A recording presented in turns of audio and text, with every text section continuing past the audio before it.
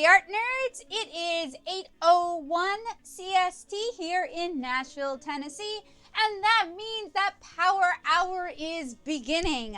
So it's been a while since we've had our standard issue Power Hour. I am shaking things up a little bit. You guys can check out the chat because I want to do a fan art doodle for you guys and I want you guys to vote on it. So please check out the chat for a link to that. So we're going to begin with our introduction, and I'll go ahead and switch on over to the monitor.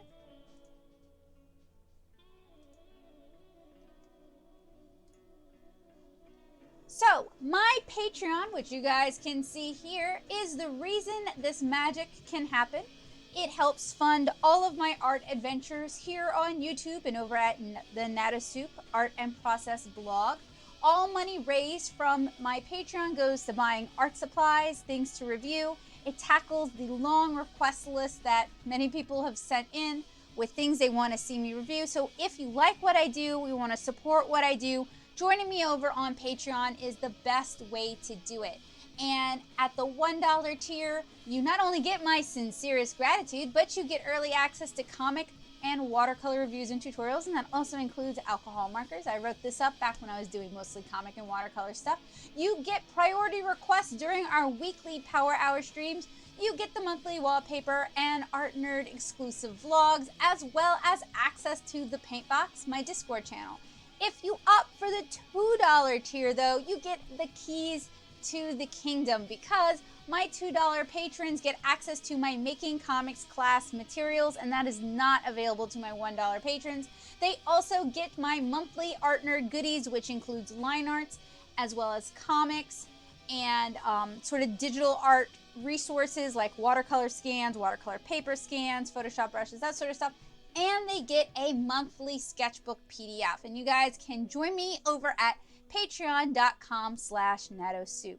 The other big passion of my heart are comics, specifically my comic, 7-Inch Kara.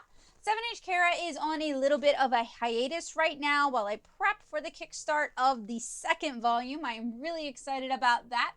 So I'm running one of the bonus comics that I created for it called Little Louisiana Cookbook. And Little Louisiana Cookbook is a cookbook of Louisiana recipes with Naomi and Kara as the main characters, slightly recast. Naomi is a teenage girl who spends a lot of time alone at home. Her dad is a doctor, so he's not at home with her most of the time. She's had to learn how to cook for herself, so she's quite an adept cook. Kara is a novice cooking sprite who's out in the world to learn how to cook. Together, they explore various Louisiana recipes, which are based off of recipes that my own family cooks. My family has lived in Louisiana for about 200 years, so you know we've got some recipes. So you guys can go check out Little Louisiana Cookbook. It's up for free at 7inchkara.tumblr.com and 7inchkara.com. This here is the rice recipe.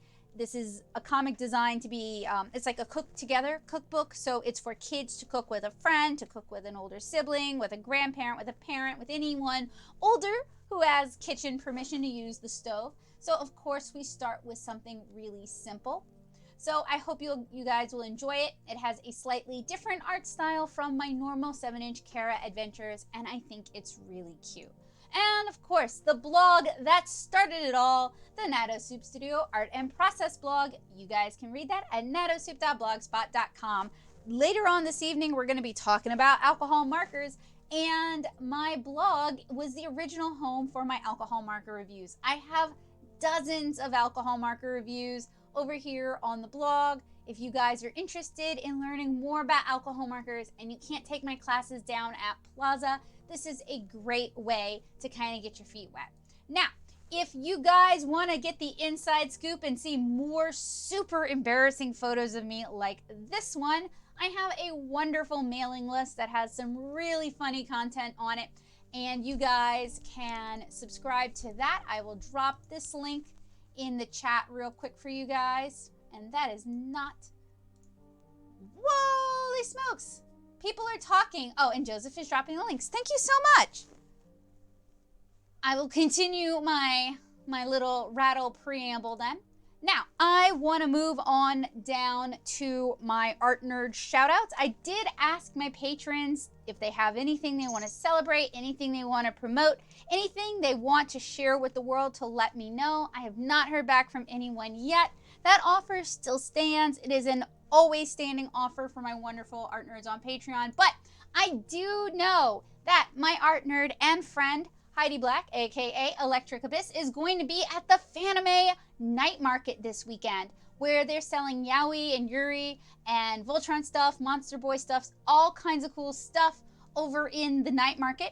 Now, normally I don't talk about adult materials because my stuff is very much the opposite of that, but this is an adult materials specific event that a friend of mine is tabling at. So if that is your jam, if that is something that you are interested in, please go check Heidi out at the night market. I'm sure they would really appreciate it. And I'll just drop a link really quick for you guys. Let me know if the audio isn't good, if I'm too loud, etc. And I will read through the chat in just a moment. So we have done our Artnerd shoutouts. Let's go on to our fan art doodle via chat vote. If you guys have not voted yet, please take a moment to do so. I will drop this in the chat one more time, and then I'll get caught up on the chat and give you guys an opportunity to vote.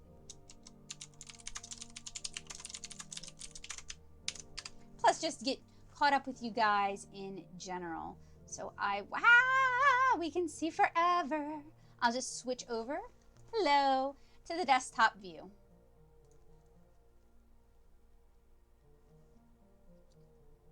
Good afternoon, good evening, Illuminati girl. Hey, Ink Guy. Hey, Tanner. Hi, Allie. How are y'all? I hope you're enjoying your your Memorial Day. Labor Day is way far away. Your Memorial Day weekend. Hey, Madeline. Hey, Hema. Good evening. Hi, good evening, storytelling. Ooh, I'm glad you're enjoying alcohol markers. Hopefully this evening will be fun for you. So you can't hear the music, but the volume is good. Oh, hey, Nutmeg. Okay, now I got you. Just switching accounts on me. All right, let me adjust the music a little bit. I'm going to keep talking so you guys can compare and let me know if it's too loud, if it's too quiet. It seems to never be quite right. Woo, what video games are y'all playing tonight? Chicken tacos. That sounds good.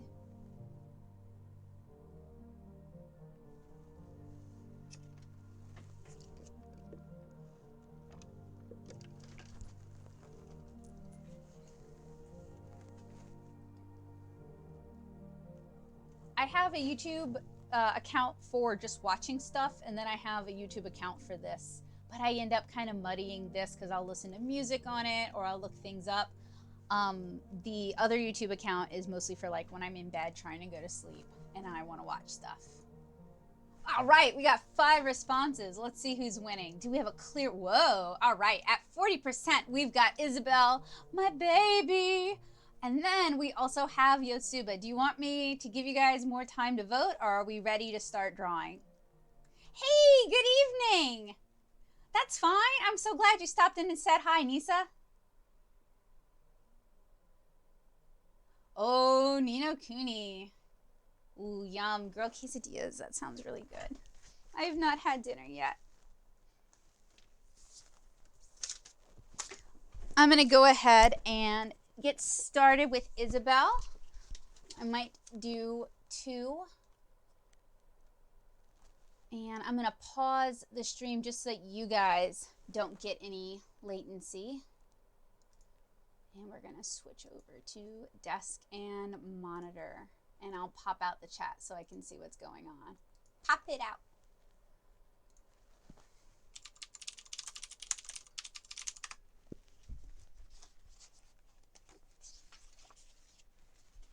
It's been a little while since I've done any kind of like backer request or chatter request stuff.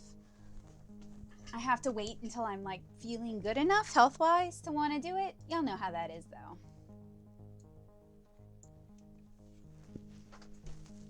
Okay, I'm gonna start with Isabel because she's my favorite and she ought to be the mayor because I'm a terrible mayor.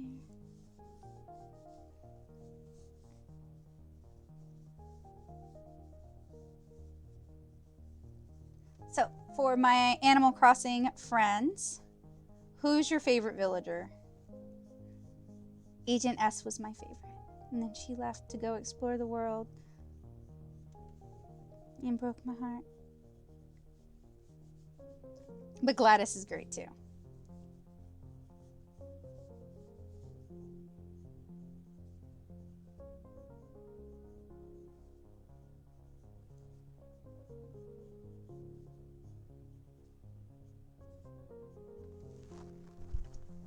Ooh, Marina.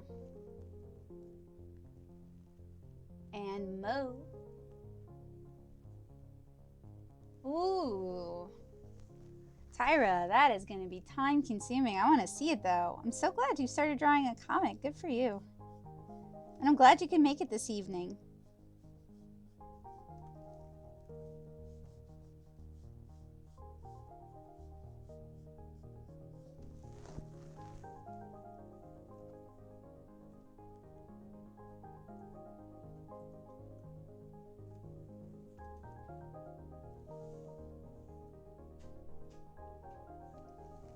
Well, in Louisiana, we don't have, the area I'm from doesn't have a mayor. They have a parish president, which is basic. So we don't call our counties counties. We call them parishes.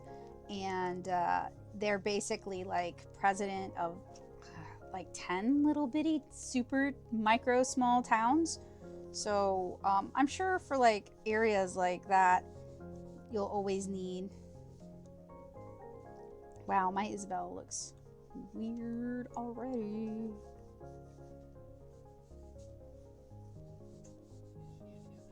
She's an Isn't Belle right now. That's a Tanner joke. Come on. Come on.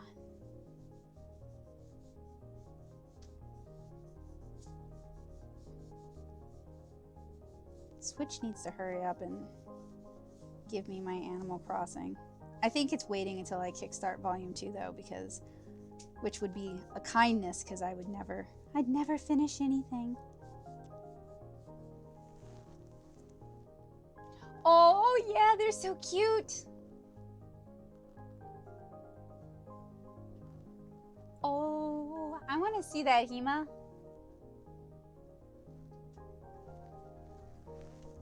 I also really like Lily, but I'm not sure if she's never been to like my real village. She was in my Pocket Camp trailer park community.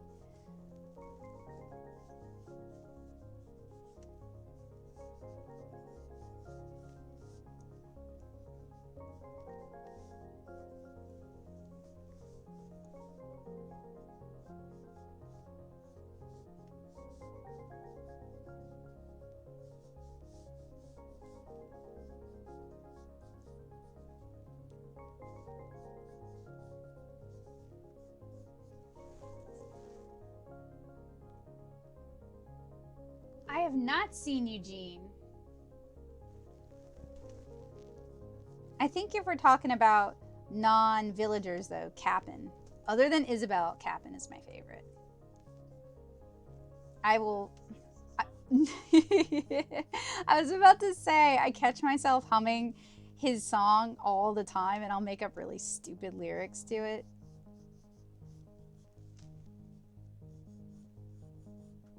Ooh, I don't like how I'm doing this, Isabel. Let's start all over.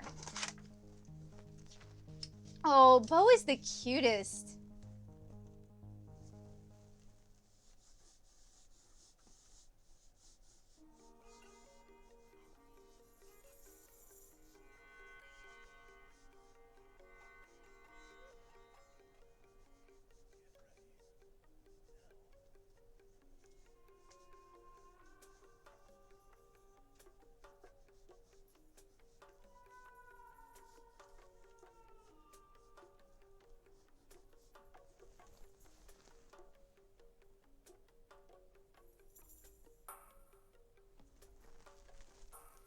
It's so weird for me not to hear my own music. Like, it gets really quiet in here. If I play it for myself, though, then there's going to be weird feedback issues. Maybe I should wear a headset.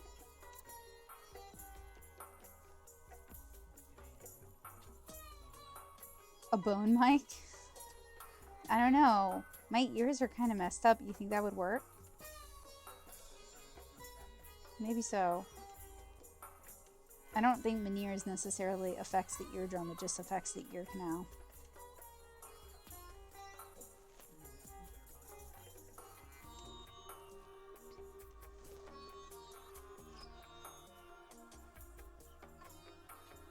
Apparently, Animal Crossing was the right topic for this evening.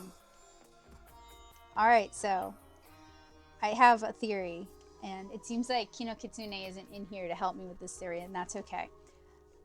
She will be missed. But we are... No! Just missed this evening. I don't know where she's at. So with the chat, bringing up food is a great way to get everybody involved, and apparently Animal Crossing is also a great way to get everybody chatting, which is good. A+.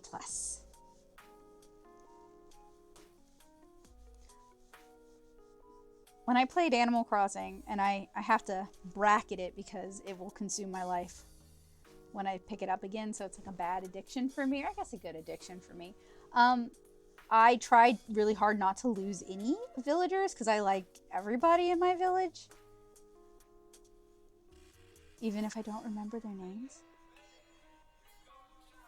I was really sad when Mina left because she was my baby. I mean, she's like a Sailor V inspired bunny girl. Like, ah!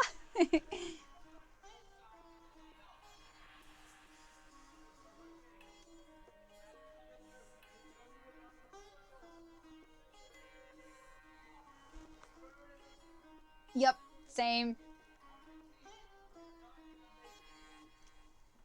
She's so cute. I love all, I know. She's like, she wants to travel the world, and I didn't have the heart to be like, same with Agent S. I didn't have the heart to be like, no, you can't explore the world. Stay here in our tiny village. Oh, I didn't know that. I'm trying not, no, I'm trying to do the opposite. I'm trying to let them go and I am trying to be the cool dad of the villagers. Go and explore the world.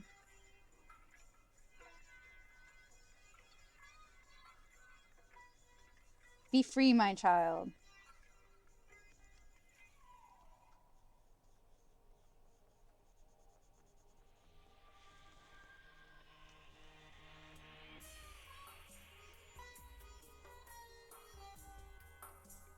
But because I couldn't bear to part with my villagers, it means I never got anybody new.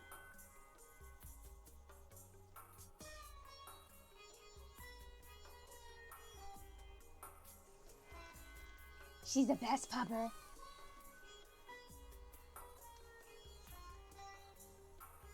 I really hope, I can't imagine her not being in the next game in some capacity. Because she's in Smash, and everybody was super psyched that she was in Smash.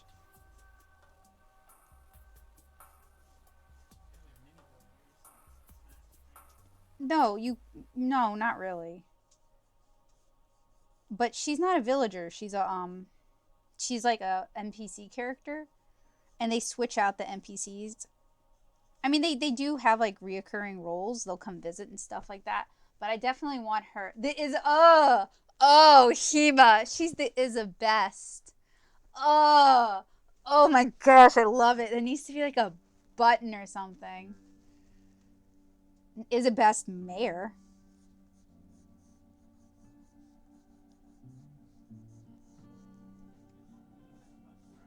I didn't want to take the idea away from Hima. It's Hima's joke.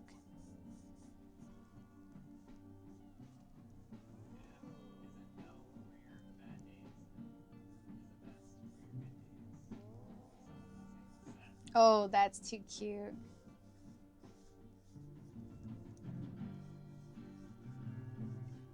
He is a baby.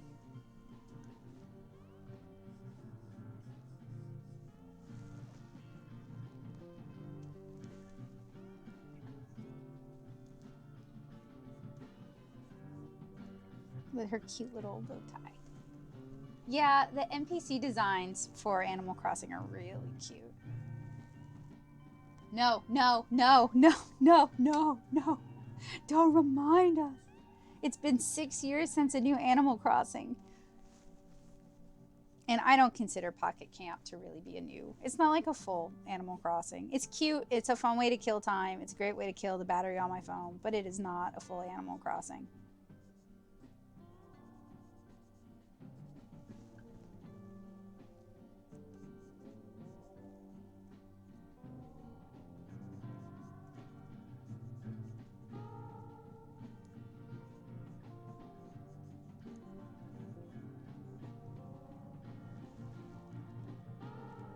Oh, okay, so they introduced the butterfly thing, and I was like, nope, that's a money spinner, and I was done. So I checked out kind of early. It was super cute, though. I would have kept at it just for Lily and Cherry.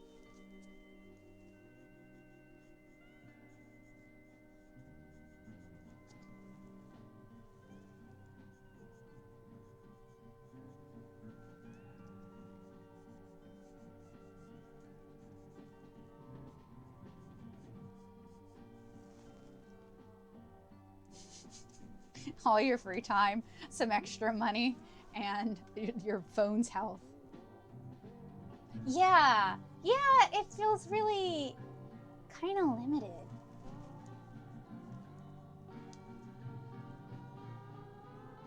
Oh, cute babies.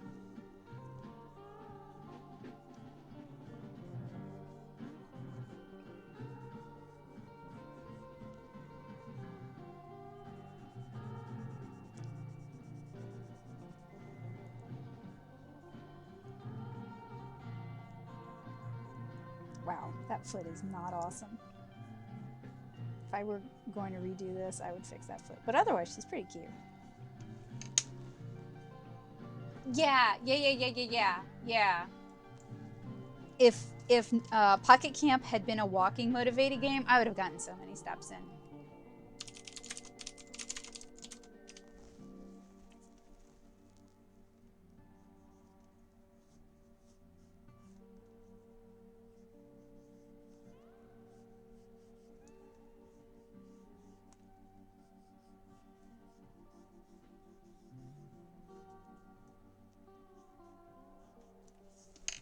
All right, so that is Anne Isabel. Got to draw her cute little buck teeth. She's so cute. She's such a cute dog. Sorry. So I think I'm going to refresh this, see if we get any. Nope, still 5 votes. All right, I guess it looks like we are doing, oh, whoa.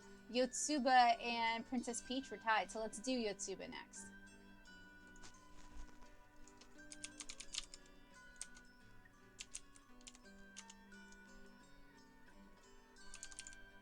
No, that's not right. Right, guys? That can't be right. Oh, it's right. I thought her name was K-O-Y, not Koi-Y? Sorry, my pronunciation is probably horrific.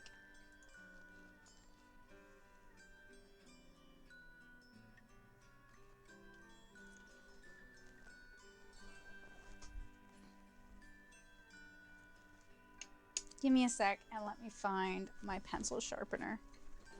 Oh, wow. It's traveled far.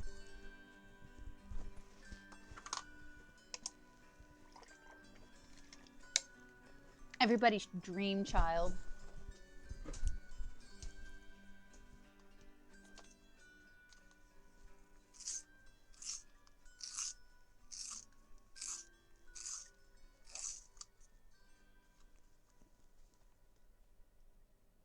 What do you think that's about?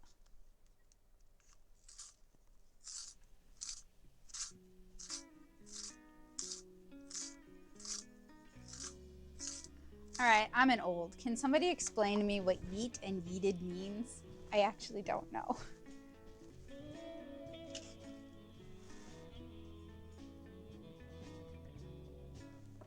Not quite.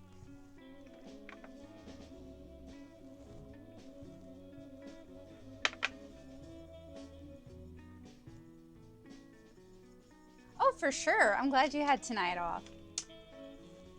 Oh, okay. Thank you. Now I know. I've seen people use it, and I was like, I don't know, LOL.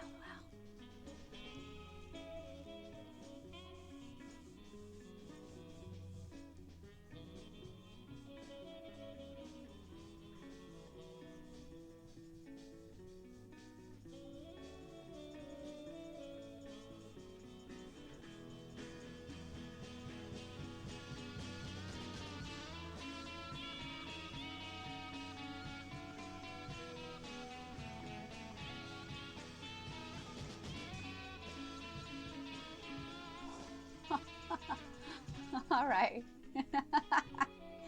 I'm glad there's like grammatically correct ways to express yeet. What is the future tense of yeet?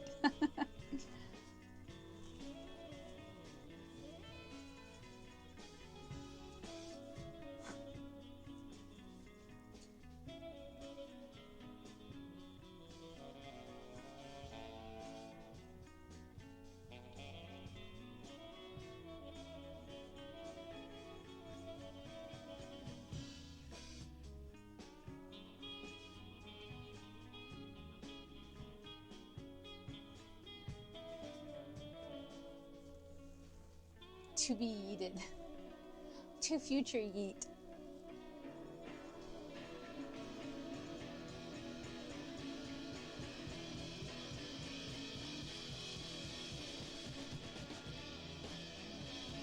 I don't know if she ever has a nose.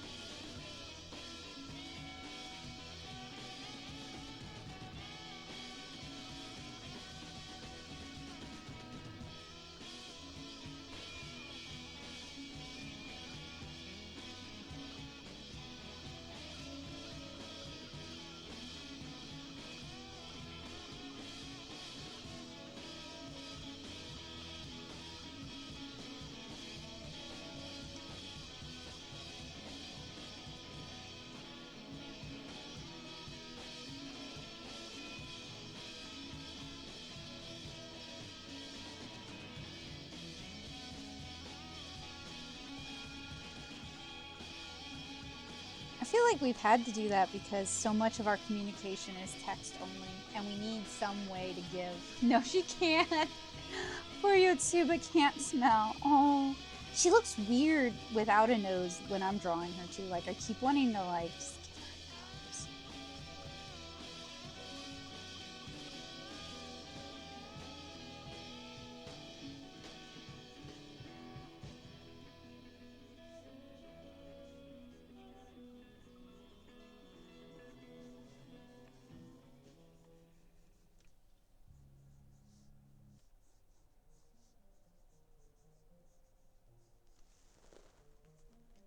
Hey, wow, good evening, Lindsay. I'm glad you can make it.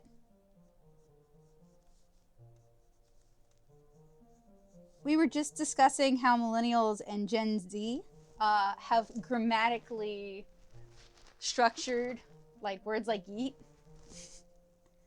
Quite a conversation to come in on. And I just live in a hole in the ground, so I miss all of that except when I do cons, and then I have to find someone to explain it to me.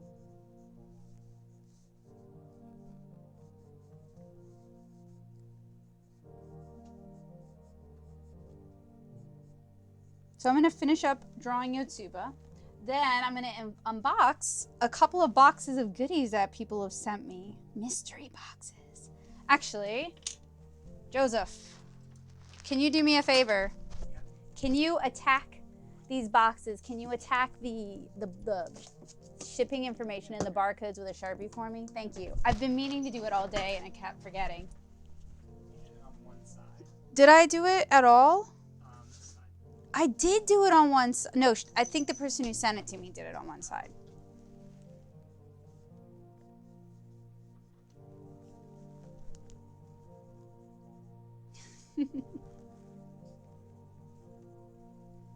You need to make a poster or a graphic for us explaining all of these things.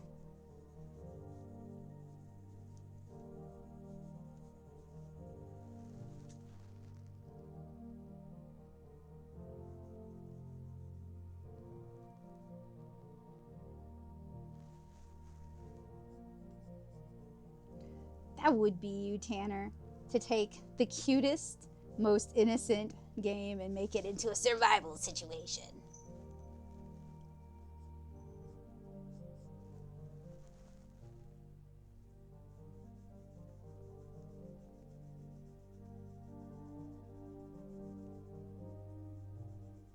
No, I know you did.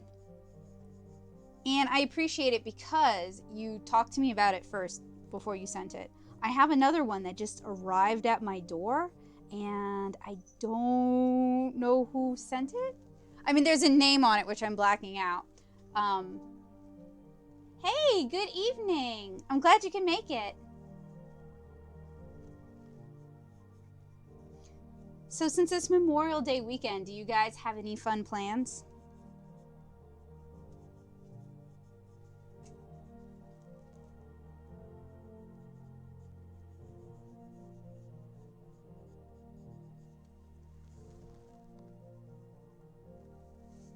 wait, this is the one you said you didn't know? No, the other one over there. Okay.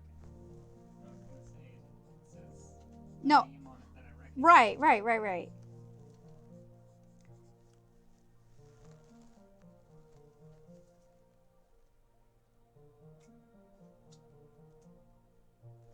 Ica Village because the House of the Library Is that a Atelier Cento game? I feel like I'm familiar with it.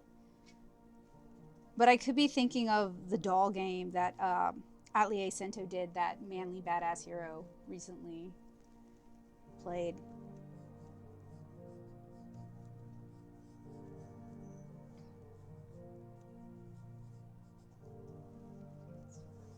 That's fine. That's much easier. Yeah. Whatever you need to do, I'm just trying to protect people's privacy.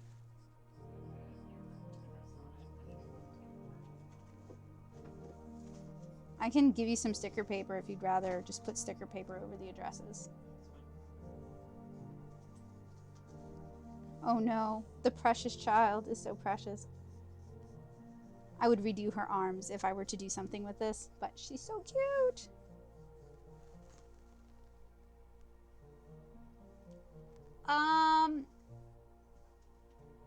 Maybe? So I have 2 packages from you, Tyra. One I've been through twice. The second one I can kind of tell what's in it. And then there's an Amazon box with like Sharpies and other things and I haven't gone all the way through it yet. Are all of those from you?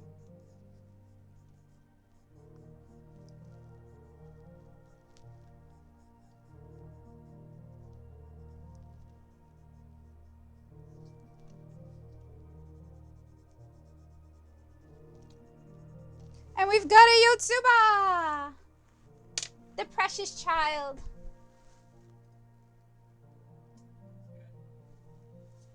I would redo, her arms are like, if you think about it, her arms are super long. What they really should be doing is like right here, just end them shorter. But if I were to redraw her, I would end the arms right there. She is a baby. The cutest, purest Mongo. All right, I'm gonna go grab those boxes. You guys enjoy the music? Maybe discuss, definitely something about Yotsuba. Discuss Yotsuba. Chocolate probably, or I think she likes everything. She's just a good-natured kid.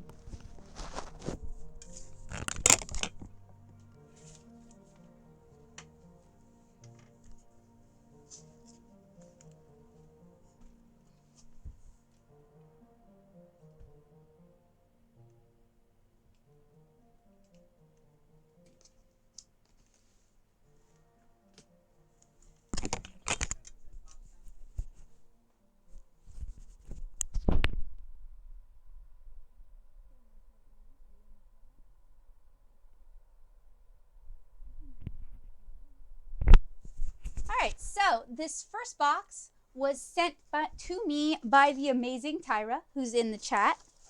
And I've already been through this box, but I wanted to share it with you guys because there's so many awesome goodies in it. We have a super cute raccoon. Look at this cute baby. Thank you so much, Tyra, by the way. I know this took a lot of effort to put together.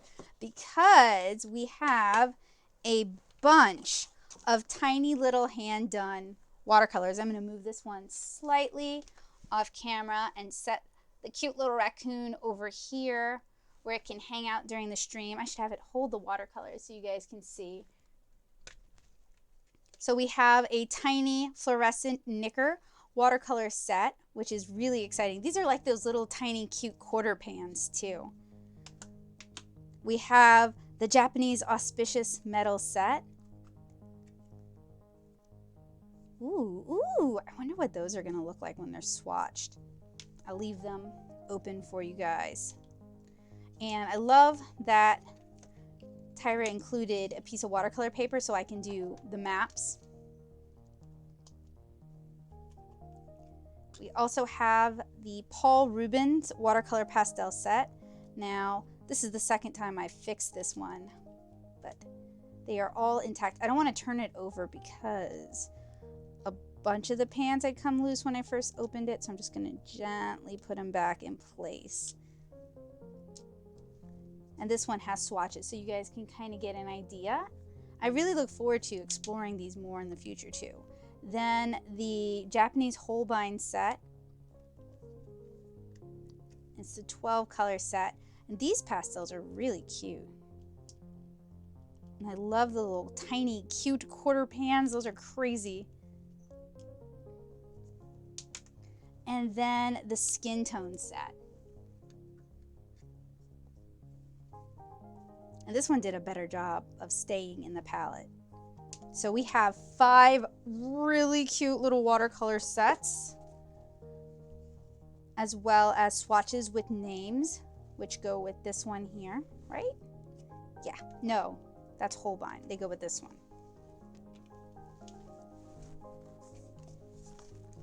And then Tyra also sent me, and we had talked about this. So Tyra's Dollar Tree has like actual art supplies. I don't know if y'all do. Mine, the ones I go to, don't.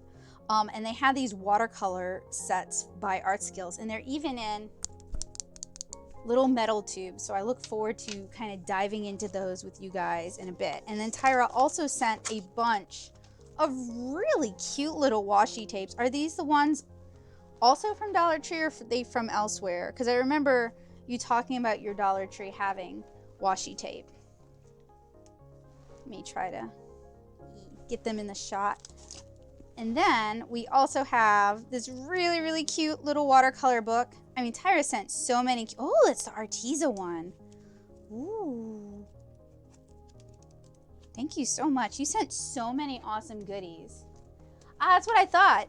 See, I'm wondering, because I don't know about your Dollar Tree, but the ones I'm used to in Louisiana, they'll also sell overstock from stores that don't, like, good stuff, and it just didn't move at the store that it came from. So I'm wondering if these came from, like, that kind of a situation. And then we have some black artist tiles. These are going to be fun to play with. As well as a water brush. And this looks like one of the flat-tipped water brushes.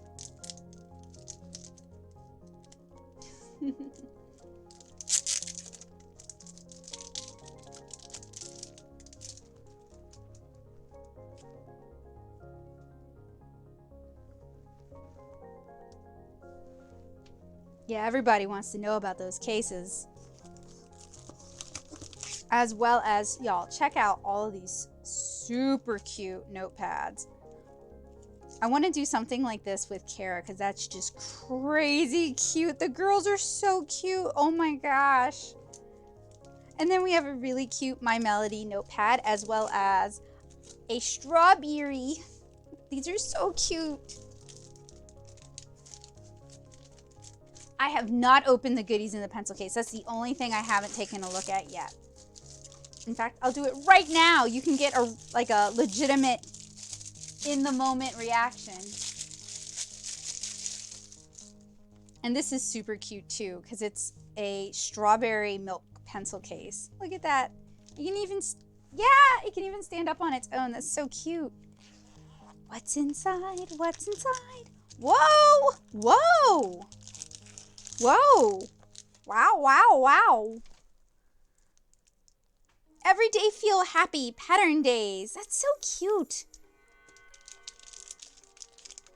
What is this? What is this? Ooh, that's cool. I've not tried one of those before yet. And then a flower gouache pen. It's like a white ink pen. Ooh, it works.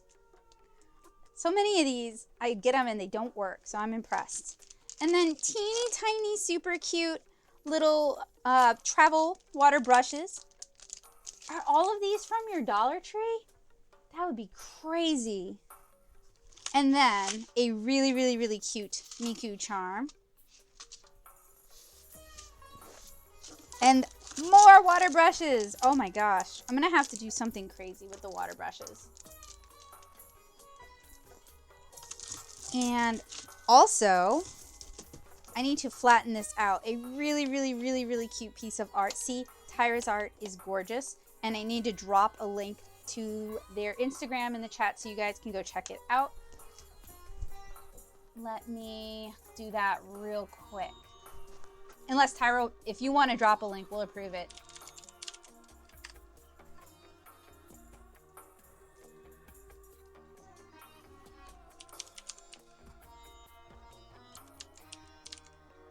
Yeah, there we go.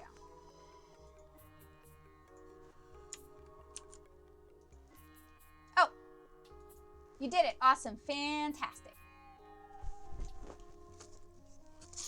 As well as some zooting brushes. These are going to be neat to play with too. I want to see if these are natural or synthetic real quick. If they're natural, I've already got something planned. Ooh, I need to fix this one though because it got bent a little bit. But that's super easy to fix, especially if these are synthetic. And I think they are. So with synthetic brushes like this, if you don't submerge them beyond the ferrule, you can use boiling water to kind of reset the bristles. So it's really easy. And I can show you guys later. I know, so much stuff. Hey, good evening. Kino Kitsune made it. And then another beautiful piece by Tyra on watercolor paper this time. Oh, more art. My goodness. Wow. I will show you these two. The other one is not safe for work, but it's beautiful. Oh, man. I love how you draw faces. They're so cute. And then at the very bottom of the pile is the Paul Rubens set we talked about. You sent so many goodies. And then I have another package from you as well, which... No, don't be sorry. Oh, fair enough, fair enough.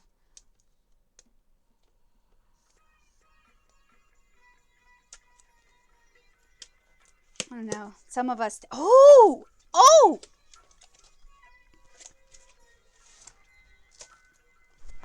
Y'all can't see it, but I'm doing a happy dance. Thank you so much! It's the pink watercolor poche by Paul Rubens.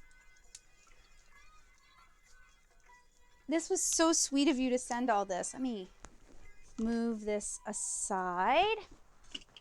That was a heavy little box, too. And haha.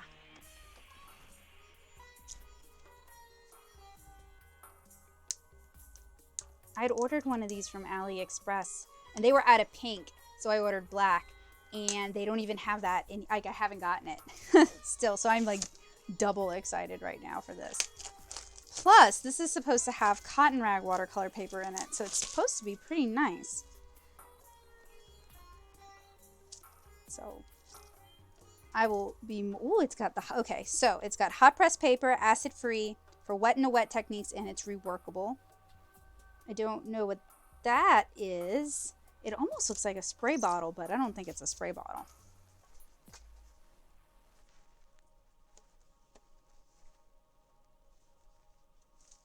Oh, okay, it's got, ooh, it's got a thing on it.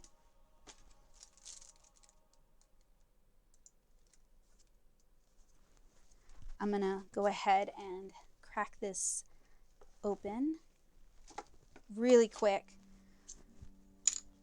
But I know I'm being mindful that I know some of you guys are here for the alcohol marker stuff. Oh, never mind. It cracked itself. Hey, that's nice. I'm going to have to play with this on a stream. That is really cute. Thank you so much. So many goodies. And then I have another box from you too.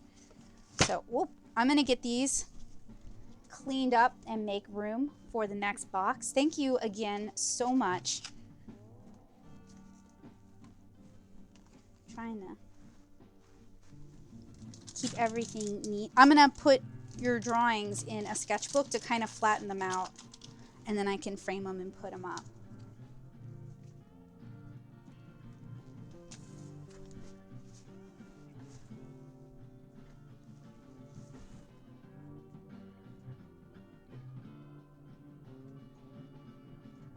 Oh, good to know. Thank you, Lindsay. It feels nice. Like it's got, with hot press, I'm iffy about hot press because sometimes they don't take water very well, but it's got enough of a texture that I think it'll take water pretty well. So thank you so much, Tyra. My goodness.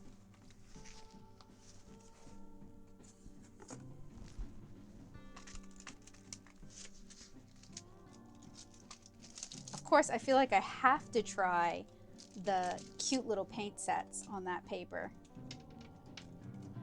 It's like calling to me.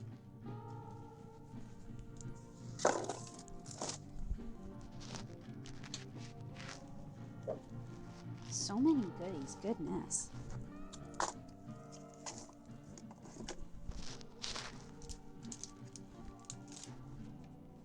And the super cute little watercolor sets. And the watercolor map. All right, I have another package that was sent by Tyra. This one is much more recent.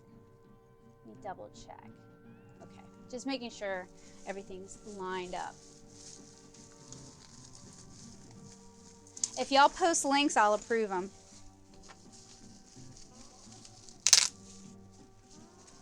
And inside we have, ooh, I feel like I'm being challenged here. We have Crayola watercolor color pencils. We have OG Crayola color pencils. We have color, I didn't know Colorific made watercolor pencils. That'll be interesting. We have Kimberly watercolor pencils.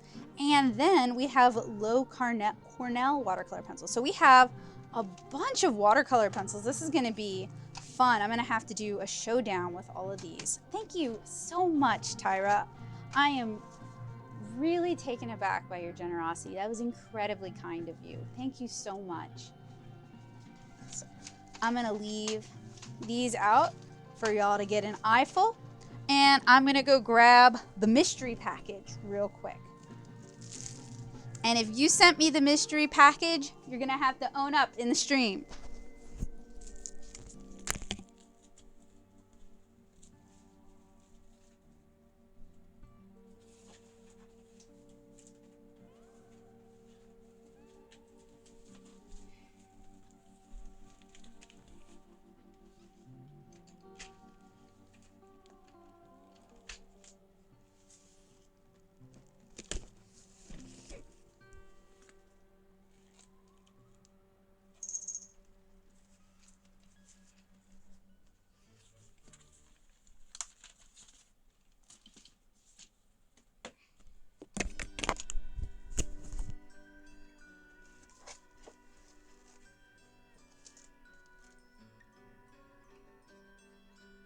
Yep, they were my first. The Kimberly watercolor pencils were my first too. So it's going to be really fun to do kind of like a blast from the past kind of thing. All right, so this is the other package that was sent to me. There is a name on the thing. It hasn't been blacked out yet or anything, so I don't want to show you guys. If this is your package and you send it to me, own up, fess up, post your links. Come on, step forward, and we're going to go through it together. So I was sent all kinds of goodies. This is crazy. I was sent a pack of Sharpie fine point markers. I was sent Mongol paint with pencils. So, wow, that's really cool. Even more. Oh, wow, these are old. I mean that in like the best way too. Like, dang. Are you sure you wanted to send them to me? Pot for art supplies, probably, yeah. I would say these are at least 25 years old. And I think for art supplies, that's when it starts tipping into that. That doesn't make it not workable. It just makes it an antique. That's going to be cool. Ooh, 2 sets of them. Wow. And they haven't even been used. That's crazy. What? Come here. Come here. Sorry. I'm freaking out. What? Who sent me this? This is super cool. Okay, not 1, not 2, but 3 packs of these are Grail. The Barrel Prismacolor pencils. These are Grail. People fight for these. That is crazy. Holy smokes. Yeah, that was you, Tyra? Holy, are you sure? If you want any of this back, please let me know. That's crazy. In the best, I'm not like insulting you, sorry. Like in the best way, that's crazy. And then the Crayolas slipped out a little bit. So I'm gonna, see when you said vintage art supplies, I thought you meant the Crayolas because those are about 10 years old. I would have called those vintage. Oh my gosh. I'm so sorry. I'm gonna be smelling the Crayolas. Oh, y'all, that's childhood for me. Oh my gosh. I remember 5th grade, Miss Keesman let us use Crayola, and I thought like they were the best thing in the entire world. It was my first time using real art supplies, and I begged my grandparents to give me a set. I'm just gonna put them back in their box. I'll rearrange them later. I begged my grandparents to give me a set for my birthday, and they did. And they were like, they were gold. I was so precious about using them. Holy smokes, memories. And they would get on my hands and it'd be like butter. And y'all know from watching my stuff, y'all know I'm weird about like art supplies on my hands because they tend to get all over everything. This is why I'm weird about art supplies on my hands, because Crayola really will get all over everything. Holy smokes, this is gonna be super cool. I'm gonna be able to do some really cool comparisons with these. Not just the Crayola, I'm talking about the Barrel Prismacolors. I'll claim that quote. I'll claim it. They were like butter though. Like they went down so smooth. And as a kid, I'd only used like Crayola stuff. You know, my mom was a math teacher and she bought me nice, you know, nice kid stuff. But like this was my first real art supply. This was a big deal to me. This is what made me who I am.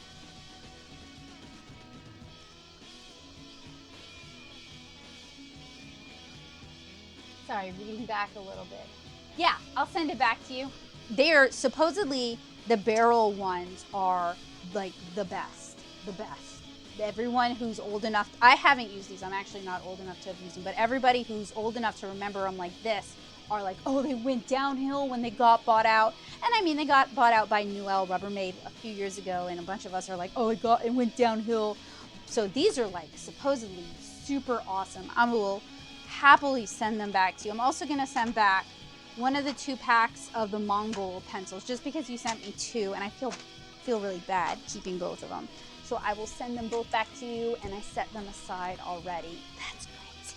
How cool is that? These, I remember, these were a big deal also, because I was gonna design my own pillowcase. Oh, bringing back memories. Oh, these are like not even used. What? This person must have been like us, hoarding them art supplies. These were neat because you could do them on paper and then iron-on transfer them.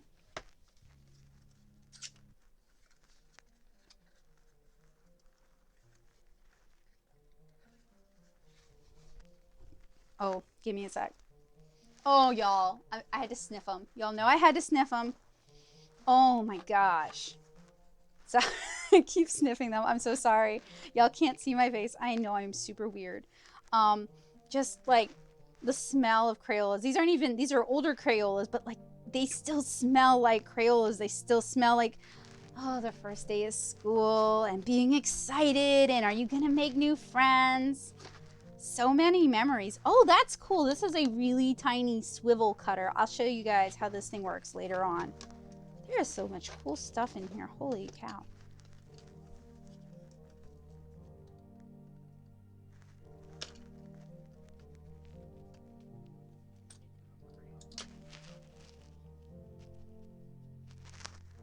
Lindsay, how would you say they compare to modern Prismacolors? Because I think of any of us, you would probably have like a better idea, having used them more. I've just heard about how awesome they are.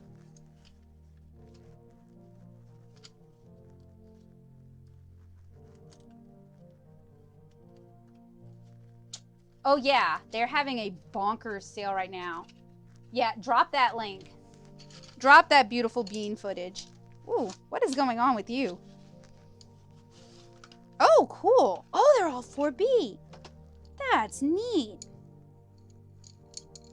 That is, man, you got a really cool lot of art supplies, Tyra.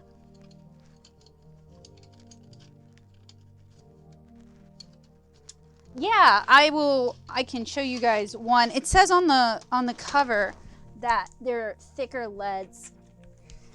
I was kind of thinking I might do a comparison of the two.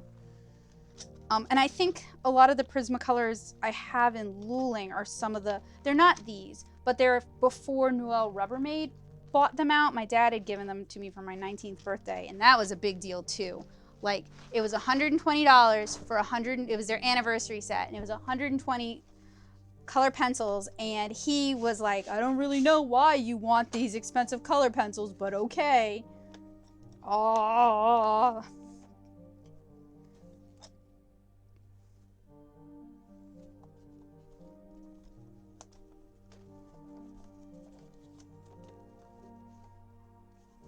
It'll be interesting to compare them. I know they also hold up super good. Oh, Tyra, this is, I am so grateful. This is astounding.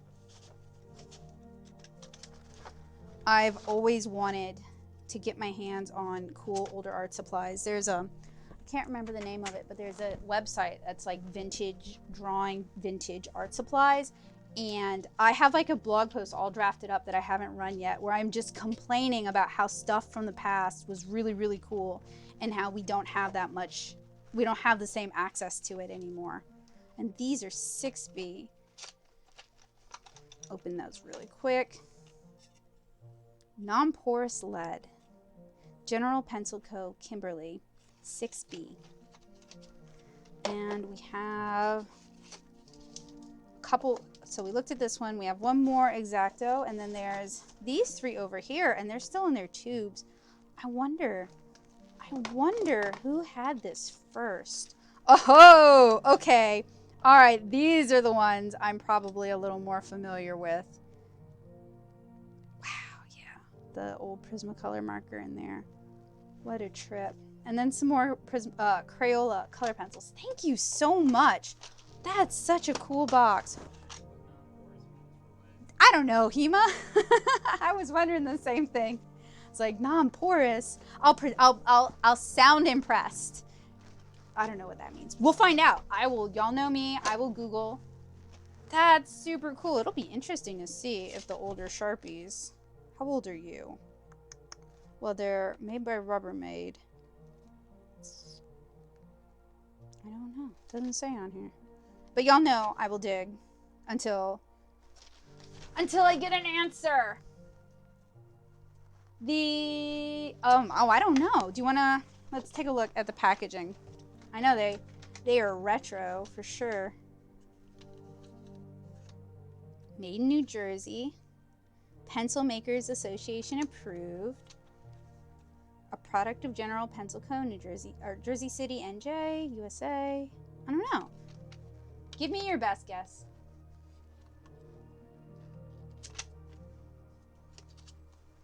These are really cool. These are gonna make for some awesome videos.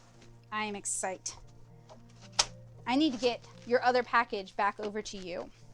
So I will probably open it and put the Barrel Prismacolor set and the Mongol Prismacolor set, since you sent me two. And this thing looks really cool because it looks like it has an, oh, how cool is that? Okay, do you do the easel thing? You look like you want to do the easel thing. Maybe I just want you to do the easel thing. Oh, it does do the easel thing. That's super cool. Y'all, that's so cool. I'm sorry. I really like when art supply packaging is really well thought out. so I guess I'm easily impressed. Okay, so let's resume our menu for this evening. What is the plastic normal stuff? It's hard to tell. It's older, so it's a little bit brittle. Do you want to? Like clamshell, or is it? No, it's not. It's plastic. It's like a CD case. Yeah. We have done these things. We have done these things. We have done 2 of these. We have done these things with thanks.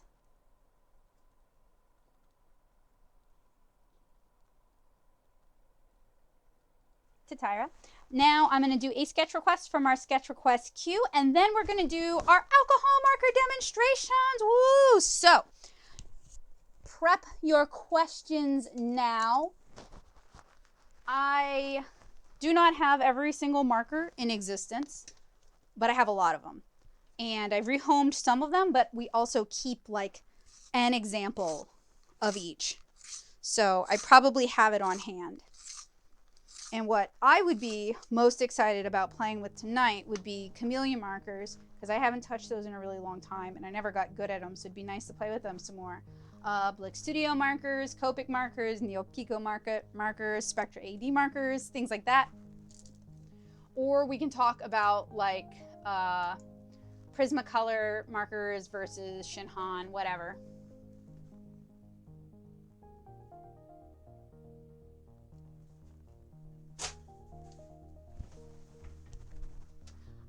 Yeah, they really seem to be, Lindsay. I'm going to try to dig up that site and send it to you because I think you'd get a kick out of it too. How long are you letting them dry and what paper are you using them on?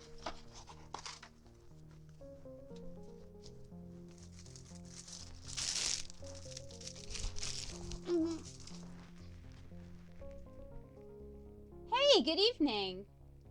Let's see. Let's take one of our requests.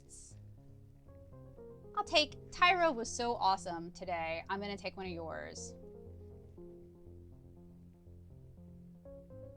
Do you mind if I show the reference, or would you prefer that I keep that up off screen? I'll leave that up to you.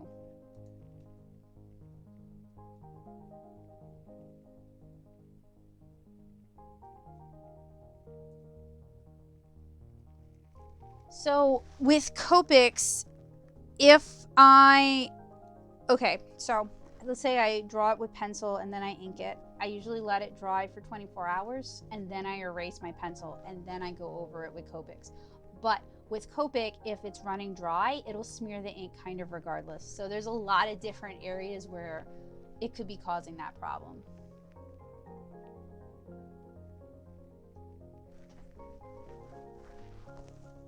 Tyra, do you have a problem with me showing the reference on screen, or would you prefer that I keep that off screen? It's really up to you.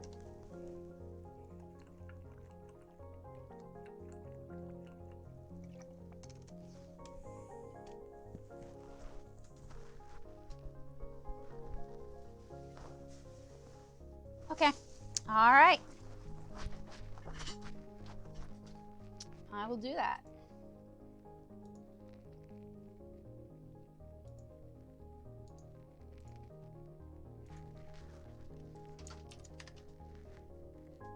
Oh, you're so cute. And then you also sent a reference for, that is not what I want. I want the dress. My internet good. Ooh, okay. All right, I gotcha.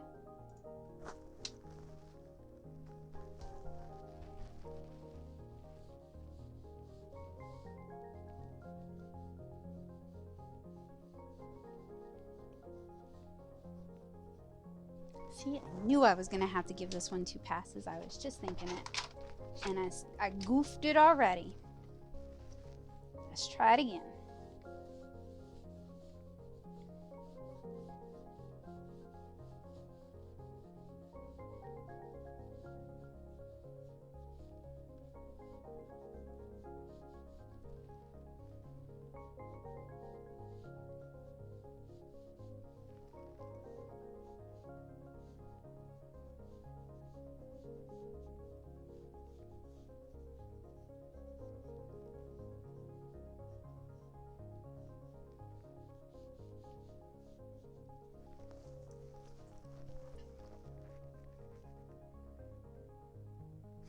Yep, I recognize the Craypaw set too. It's like, oh, memories.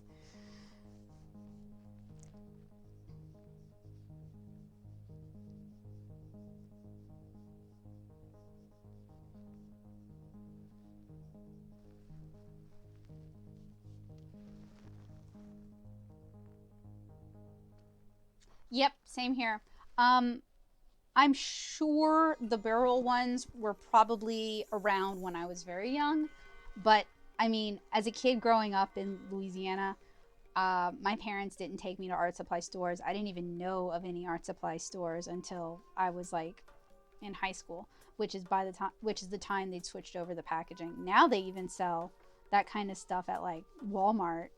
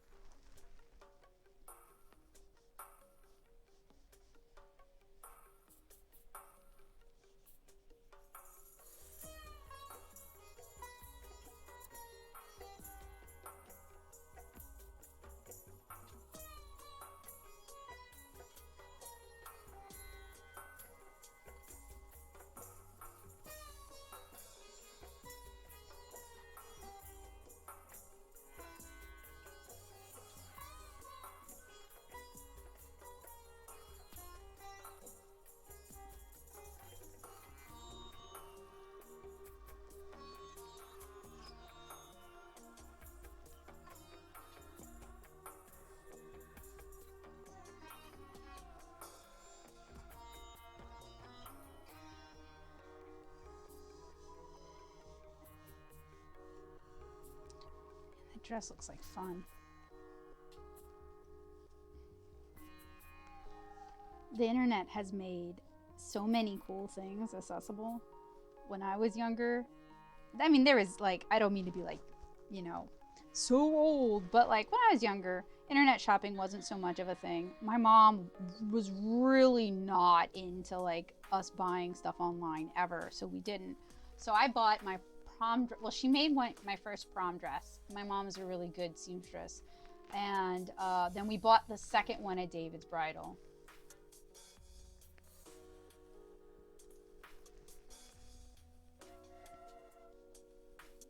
But looking at the high-low gothic dress, I'm that would be a really cool like military ball or prom dress.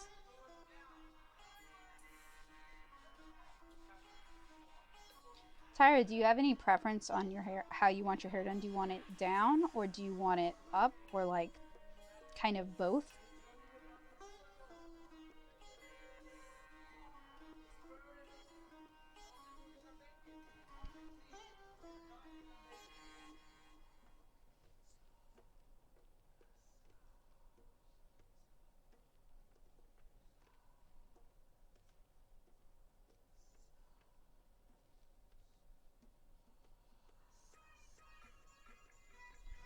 So let me sharpen that.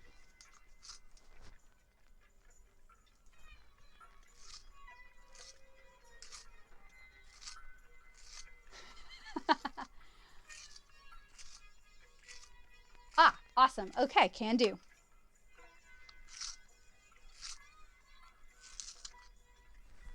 The first time I think I ever got to order something online were that 120 Prismacolor set I was telling y'all about. And it was more like I sent my dad a link to Jerry's Artorama because I'd get the catalogs, and I think he ordered it online.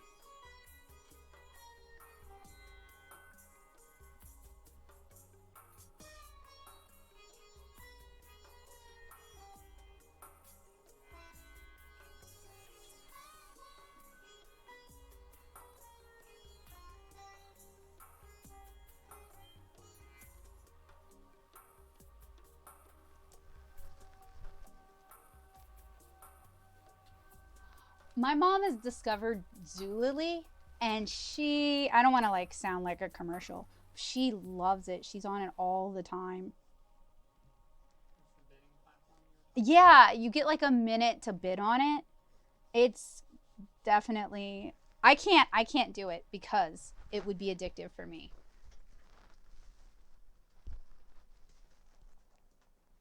Yes, good. That's my goal. I always want you guys drawing or painting along if you feel like it. It does not hurt my feelings in the least. I'm gonna do something different with your nose. Your makeup is so cool though.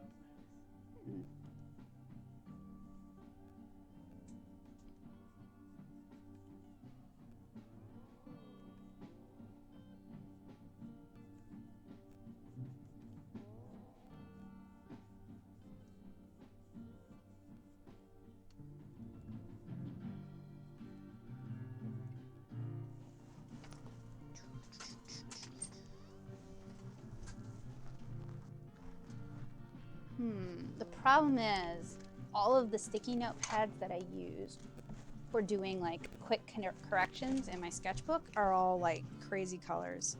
We're gonna go with yellow. Ah, it doesn't have any sticky on it.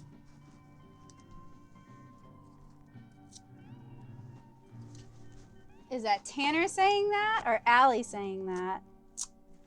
I know Allie is the D&D character portrait queen.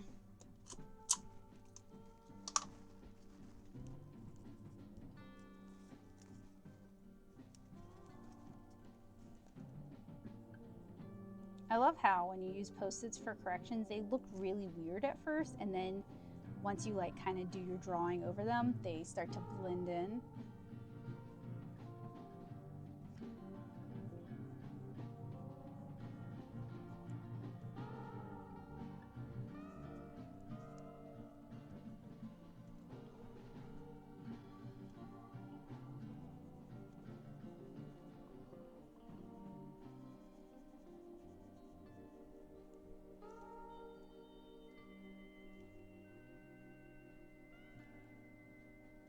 Just have to get it to stick down long enough.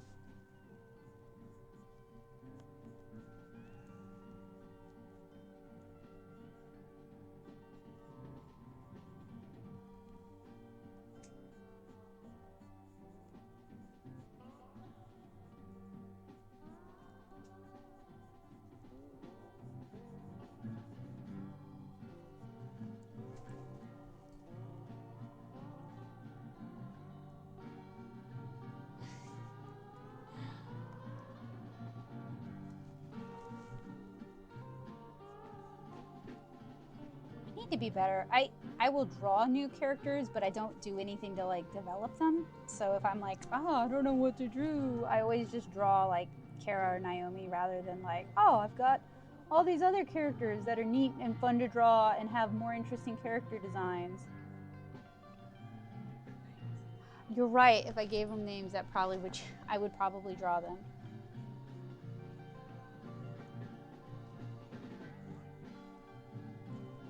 Oh, she'd be the May Queen, like a mayfly.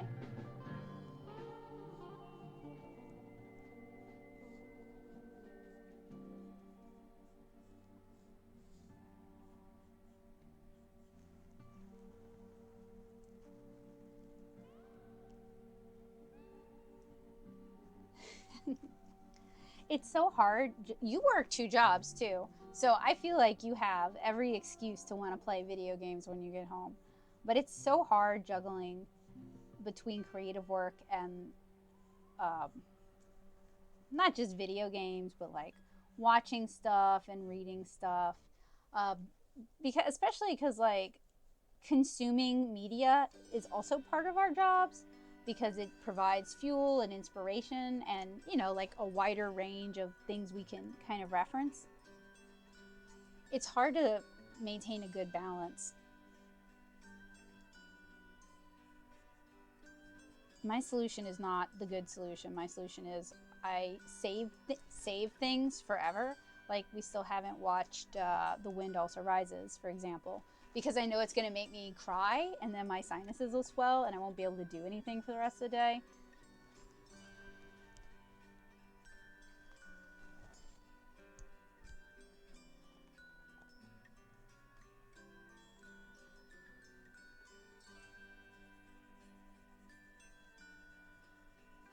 think that's why I like reading comics so much, because it scratches that itch for me, but I can do it in the tub, which is kind of my only freebie time, you know?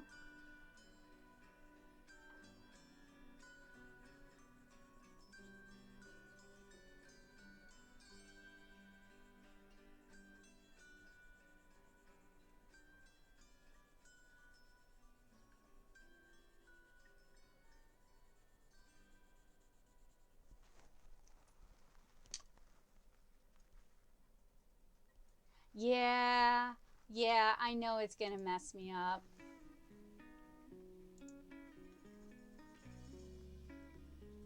Oh my gosh, I got 5 minutes into when Marnie was there and I ugly cried through the whole movie. That movie's great.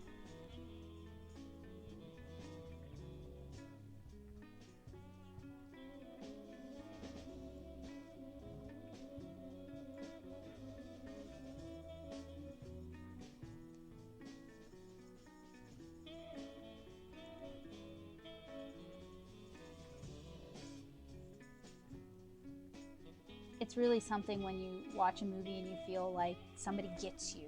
And maybe it's like they get you in a really sad way, but somebody gets you. Oh, Whisper of the Heart's one of my favorite Ghibli movies.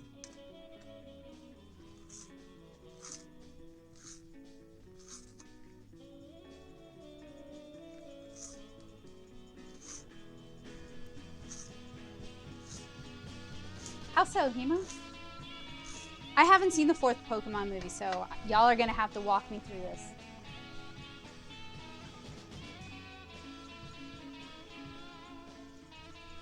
Cat, why are you on my cord? Sorry, give me a sec.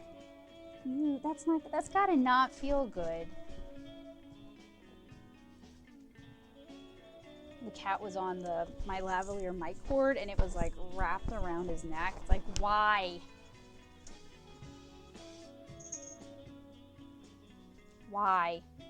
I'm glad, because the cat just walked into it like super stubborn.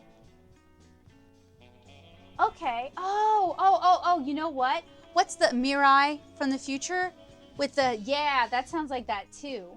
If you're, I feel like this came up in the past, but if you're into like time travel stories that are like sweet time travel, The Girl Who Leapt Through Time is also really good and will make you cry.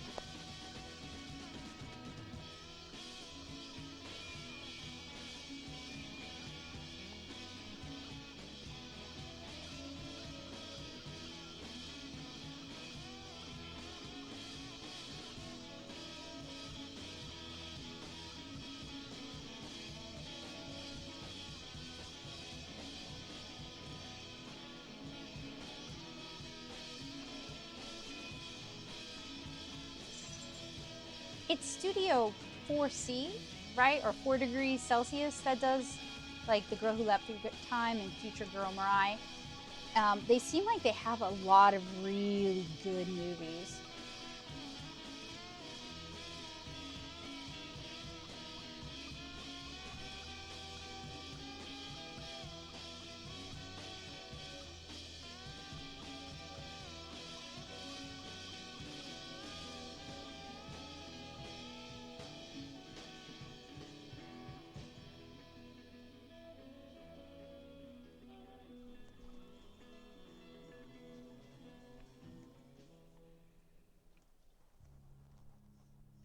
Okay, so what I think I'm gonna do, because it's 9:20, is I am gonna finish this a little bit later. And Tyra, if there's specific shoes you want to be wearing in this picture, let me know. But I was kind of thinking of like old-fashioned, those sort of buckle-up boots would be cute, or even knee-high boots would be cute because it does come up kind of shorter. So I will set this aside for now so we can dive into our marker stuff, because you guys have been super patient and I don't want to make y'all wait all evening for that. So I'm going to just put this aside for just right now. Oh yeah, your drawings are in here. I should put your drawings in with you. Scoot them in. All right. So, if you guys don't ask me marker questions, I'm just gonna kind of like go through my stuff and talk to y'all, and maybe that'll inspire some questions. I don't know. So I've had the Chameleon markers for a million years. I've like done some half-hearted reviews of them. I haven't really dived in with them too much because I'm a little intimidated by them, to be really honest. I keep thinking, oh, I'll watch some videos, I'll watch some tutorials, I'll see how other people handle them, and then I'll give it a shot myself, and I haven't made time to do that.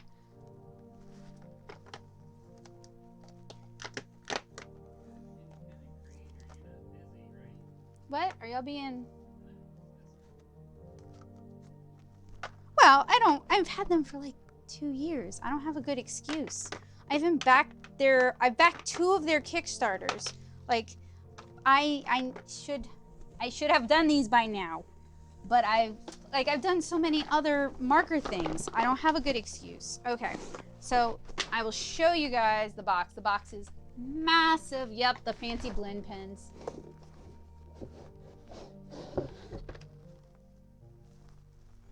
Blendy blends.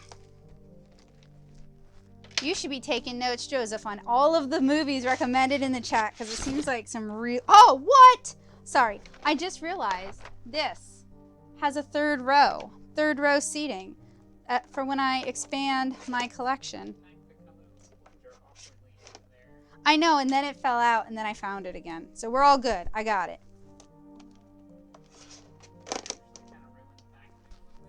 Oh, it's fine.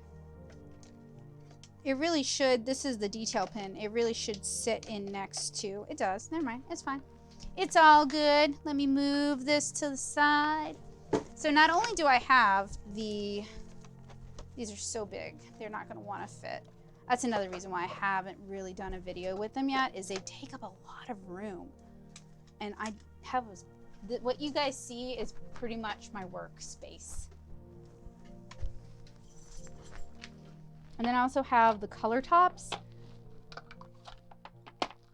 I even went to all the trouble of labeling them out, and I have videos where I did swatches of them. I really chickened out. That's always the story of my life, is like, Becca, why didn't you do something? I got intimidated by it. So we're gonna play with these a little bit first. And all the markers I'm going to talk about tonight are alcohol-based markers. But if you guys have water-based marker questions, you can either shoot them at me tonight, or we can talk about them another night. So another thing I have found kind of a barrier entry for these. These things are they're huge, they're unwieldy. This part here, it's not quite what I want to do. This part here is actually the marker. In fact, when you uncap it all the way, it's fairly small. And the way these are designed to work is you have an infusion chamber. And that's what these are as well. These are also the infusion chambers. And you hold it like this so that the colorless blender that's in the cap for all of these infuses down into the marker.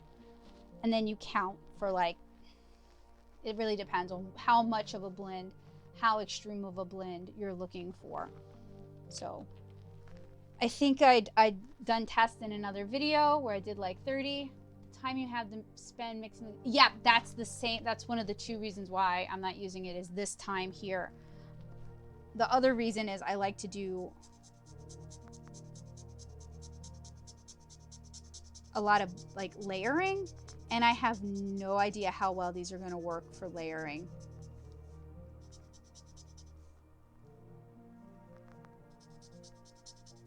So you guys can see it starts blended out, and then it gets saturated as you run through the blender that's gone into the pen. And it works on both sides. You have a bullet nib on the other side as well. So I'm gonna let's grab a yellow, and then let's grab a blue And this is what got me really excited about these when they released these caps. I wasn't really that excited for this kind of blend because I know how to do that kind of blend. It was the Chameleon Tops Kickstarter that got me really excited about it. So we're gonna do the same with the yellow. I'll just show y'all the yellow really quick. And then the blue, and this won't take long to infuse because it's a darker color. You can already see it seeping into the top. This is what got me really excited about them, was the ability to do these really cool gradients where it's seamless and you don't have to worry about, well, what's an intermediary color between blue and yellow? It just kind of automatically mixes itself. Or let's do green and a red. Let me check and make sure. Yeah, wanted to make sure I capped it right. So actually, let's go with hot pink. That's like a red, right? Yep.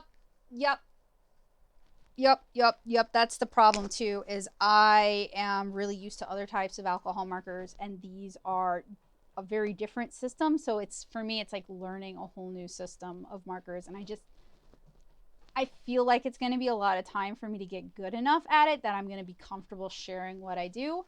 But I'm also kind of hoping if I like force myself to do it on camera, I'll actually do it. You know what I mean? Like forced accountability.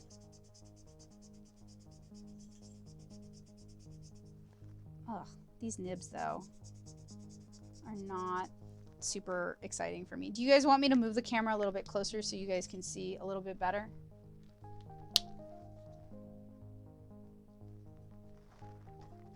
Yeah, the tropical kind of blends you can get are really cool.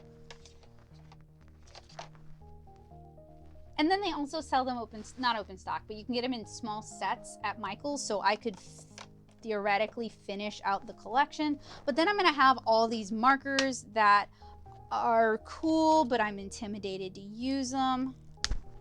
So this was another, hang on, let me grab the right one I want.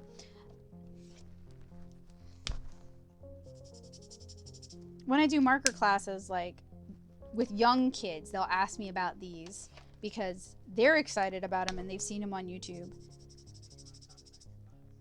I will in a second. Oh, and see, I don't have any good skin tones either. So we're gonna do, let's say we're like, I have some good browns, but I don't have like enough. Okay, so I have my base skin tone here. And then I shade over it. This is not really a good color for that, but y'all get the idea. Like, I don't know, Lindsay, when you use them, do they feel kind of dry to you? I'm doing them in just a plain old sketchbook, so that could also be why. Sketchbooks tend to be kind of thirsty. I mean, they blend color into color okay. And then let's do bark. I do have a bunch. I will grab them in a sec. That's another thing I'm like not sure about these with, is with like coated marker papers. Are they gonna behave weird? Or are they gonna lift up? And then we can even do, see, and this is my problem. Like, you have to blend out a little just for like a short period of time with that middle color that I then blended back out. Yeah, if you use, so every single marker comes with its own designated colorless blender add-on like this. So if we use this, what it's gonna do is it's gonna just put colorless blender into the tip, like tip to tip blending, which is something Copic talks about doing, but it's kind of a pain to do.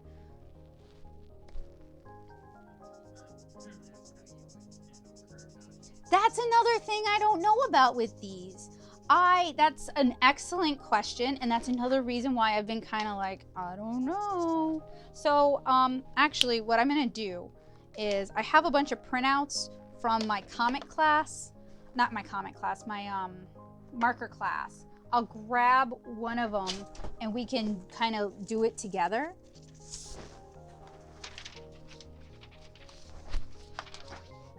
No, this is on one. So Strathmore has 2 marker papers, and this is the lighter of the 2 marker papers.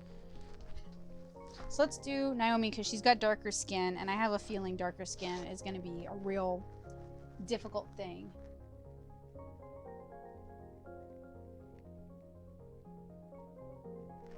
To drink the clear chambers?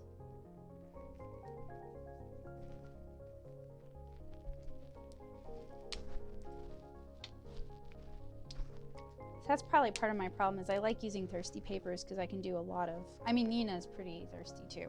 I like doing a lot of layers. So well, this paper doesn't take layers well though. So hopefully this will be a good paper to test this out on. So I'm trying to get a lighter version of hot cocoa so I can use that as kind of the start for her skin. And then it's like, well, where do I start doing it? Oh, it really absorbed a lot of colorless blender. Is this marker dead? No. Dang.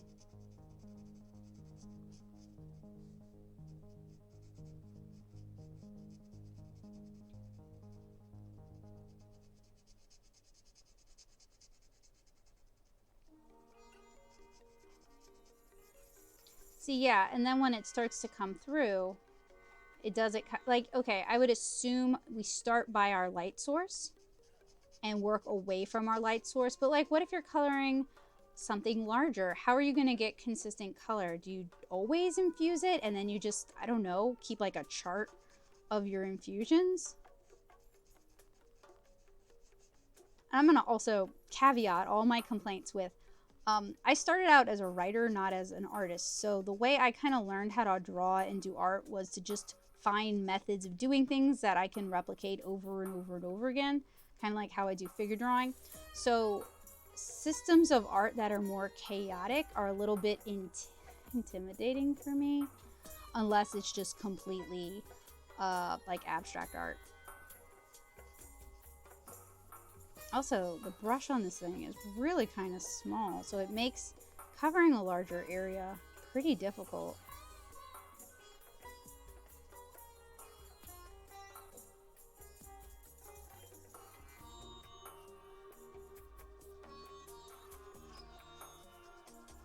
And I want to get good at these things because they seem pretty neat and like I like the gimmick. And I'm always complaining when I review markers that nobody's done anything new or innovative. And these are definitely new and innovative. Okay, so that's her face.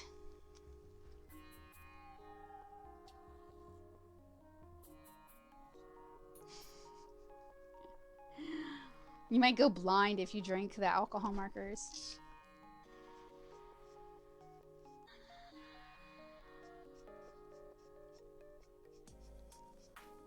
Oh gosh, I didn't even hold it that long, y'all.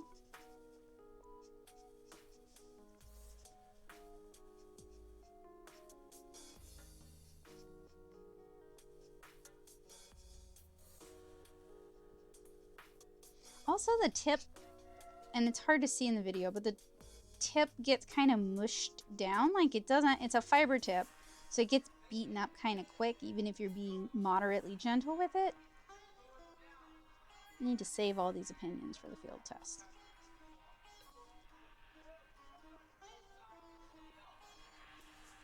Anyway, I really want to like them because I think the infusion chambers are really cool. I think it's a really cool idea, but I think in practice, they're a little bit difficult and unwieldy to use. Hey Ace, good evening. All right, so I'll do a little bit, like a tiny bit more, just to see how they layer, and then if y'all want, we can switch over to another marker, or we can just do questions, whatever y'all want to do. I've been doing a bunch of marker reviews lately because I'm teaching classes at Plaza for, they're Copic marker classes, but we're gonna branch them away from just Copic. So I've been just doing like a lot of marker stuff lately.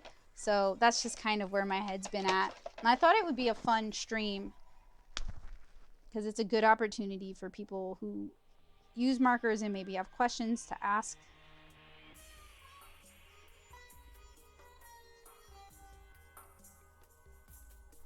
think they blend okay on this paper. Oh, that's just the Artist Loft alcohol mark. Those are those tips because they are made of compressed fiber rather than rather than the sort of foamy rubbery stuff that like super tips are made out of. However, I think they've switched out some of their tips. If you give me a second, I'll show you what I mean. But I think they might be switching over to something more comparable to what Copic and Blick use. And if that's the case, I'm really excited for that. My only problem is the price point is still too expensive. They're like $3.99 each at my Michaels, and there isn't like Artist Loft or rather, I don't get Artist Loft coupons. Maybe somebody does, but I don't. So, you know, I'd have to buy them in sets.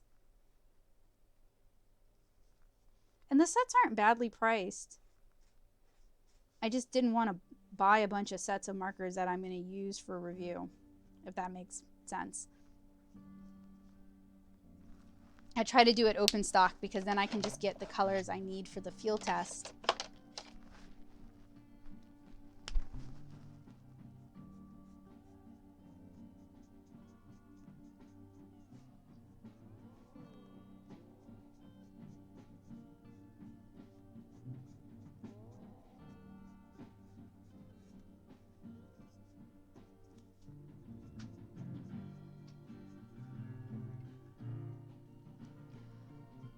Honestly, I feel like I'm more comfortable just using these as regular alcohol markers, which kind of defeats the cool gimmick. What do I think? Oh, all right. Yes. Yes. You asked my question. Yes. My favorite. My favorite. My favorite. And I don't have any affiliation with them. They don't pay me any money. I just love them, and they're cheaper. Are the Blick Studio brush markers. I'm gonna grab, okay. All right, so we have our Blick Studio brush marker. This thing, and I'm gonna do that thing that makes everybody cringe. Leave my markers uncapped. This thing is really close to Copic. They have replaceable nibs now, or they're about to come out with them. They've announced them. I don't know if they're in store yet because we don't have a Blick around us. They have really nice, spongy, foam rubber nibs like the Copic markers. They are refillable, and you can get the refill inks online, and they're cheap. They're like $2.60 each, and that's off the top of my head, and they're cheaper if you buy them in bulk, and they're cheaper if you buy them in sets.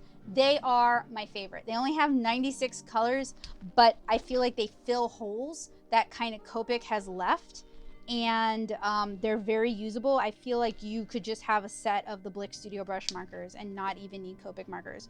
My next pick isn't even a knockoff. It's just a Copic product, and that is the Copic Chows. Not every store carries Copic Chow. I would not buy them from Michaels because Michaels just tends to be overpriced unless you have like a 50% off and they don't argue with you about it.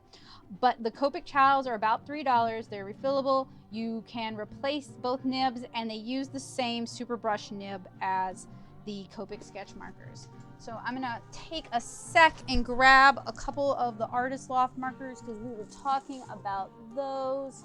I'm gonna try to grab the right one too because I think some of them have different tips than others. Is it the Neo Pico 2 or the Neo Pico 4? Okay, so this is one of the old ones, and I'll show you in a minute what I mean when I say one of the old ones. I'm trying to also find one of the new ones. Yes, I got it. Awesome. All right, so I'm gonna move these aside for just a second. So this is the original, not the original, because the original ones they released use the Kuretake twin marker body. I probably have one that I could show you guys, but it's not really that big a deal because they liquidated those, they don't really sell them anymore, and they moved over to a brush tip. But the brush tip on these are compressed fiber. And the problem with compressed fiber is that it starts to fray really fast. This one's already been kind of beaten up. And if you just put any pressure, it causes the fibers to splay out and fray really bad. So this is a brand new marker. I bought this marker, what, Tuesday? and I used it for one field test, which I'll show you guys, and one video, and it's already kind of running dry, and it's already like pretty wrecked looking. And that was with like very little pressure. So like if you were a brush letterer and you applied as much pressure, I mean, some of them are pretty heavy with their brushes, but if you just applied enough pressure to try to get some flex out of it, it would ruin the nib. Here we go. That's the field test for the Artist Loft markers. So I think what they're doing, and I don't have any proof to back this up, so what do I know? But I think they're replacing the nibs with the same kind of nibs that Copic and Blick use in theirs. So I think this is a foam rubber nib. And the reason I think that is I can put pressure on this. It doesn't splay out. It doesn't get ruined. It will still draw a really thin, nice line. So I think they're starting to change their markers out for a better nib. I don't know if they've switched manufacturers or what. So if anybody has any information about that they can send me, I'd really appreciate it because I'm really curious about it. But the reason the whole fiber nib thing, it getting ruined like this, is the reason why I really don't like these markers and I really can't recommend them. The fact that they're $3.99 open stock is another reason, because the Blick markers are cheaper and Copic Chows are cheaper and Spectra ADs are cheaper. Basically everything but Copic is cheaper. So that's how I feel about the Artist Loft. So we mentioned the Blick Studio brush. I'll just show you guys really quick.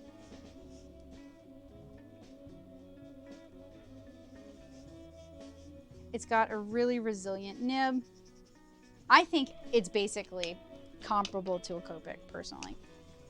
That's the Copic. The Copic nib is a little bit longer than the Studio brush nib. I haven't tried to replace the brush nibs in these with Copic nibs. I don't see why you couldn't do that. I just haven't tried it.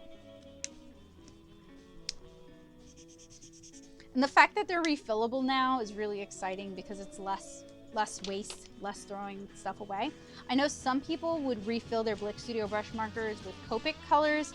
I'd held out from doing that because, you know, I want the color to be reproducible. I want to know what I'm getting. I want like consistent color every time. So this is the Chow. It's also refillable. It just holds less ink than the Sketch. Fewer stores carry it.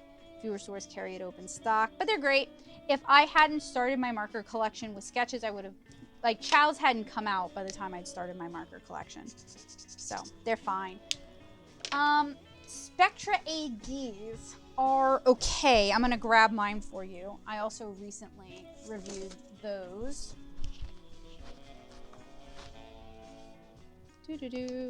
Where are you hiding? Okay. This is the field test that I did with the Spectra ADs. They're okay. They're not great, but they're okay. They're available in like 96 colors. Carpe Diem Markers is selling them for $1 each right now because they're trying to liquidate their stock. I'm gonna move these out of the way for a moment. So I don't know about you guys, but for me, it all really kind of boils down to the tip that they're using. And Spectra AD has a very similar nib to the, sorry, putting markers away and talking. I can't even chew gum and talk at the same time. I don't know why I thought I could do that. Okay, so they have very similar bodies to the Blick Studio brush. These are the colors that I own. These are not all the colors that they own. I own about 48 of them now. So they use the same body type. And the nibs are really similar. The reason I don't like these is the caps are super loose. The ones I ordered from Carpe Diem Markers, some of the caps were off.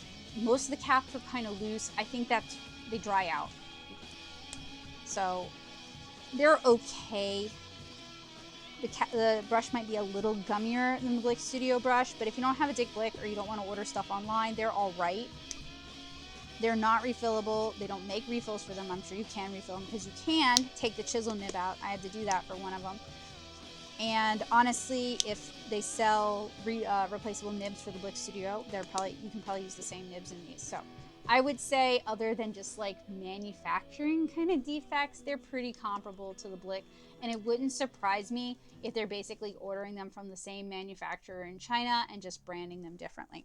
I don't have any proof to back that up. It just wouldn't surprise me. Y'all have done so much talking. I need to read and see. Okay, Neo Pico Color and Neo Pico. That's another one I just did a review for. So that's quite handy. See, this is why we did the alcohol marker stream tonight, because it's all fresh for me. Let me find my Neo Pico illustration. So with the Neo Picos, you can get them from the Deleter US shop and the Deleter manga shop. The US shop is going to be a little bit more expensive, but the shipping is going to be cheaper. The manga shop is going to have cheaper prices, but it may have more expensive shipping. This is the piece that I did. I have very few of these actually. I have the 12 grayscale, and then I have like a mix and match of just colors I thought would be useful, and then they weren't because I was going by the online swatches. Not like marker swatches, but like, you know, the color chips, the approximations. So these are the Neo Pico colors. They use a very similar body to the Kuretake Brush and Fine. I'm gonna grab one of my, there we go. That is a Kuretake Kuro Color Brush and Fine marker. They are basically the same thing. So if you're used to these, or if you see these around, they are pretty close to these. They even use the same body with the color designation. So on the Neo Pico Color, for the grayscale ones, they don't have color caps at both ends. They only have the color designator at one end, and then they have a white cap at the other. With the Kura Color, I'd have to look at the blog post that I did for this to tell you guys, but I have a feeling it's the same thing. So these have a fairly small brush tip at one side and then a detail tip at the other. So if you're into coloring for relaxation and you like the blendability of alcohol markers, these could be a good marker for you. They are not refillable. They do not have replaceable inks or replaceable nibs, sorry. So once they're dead, they're dead. But they're all right.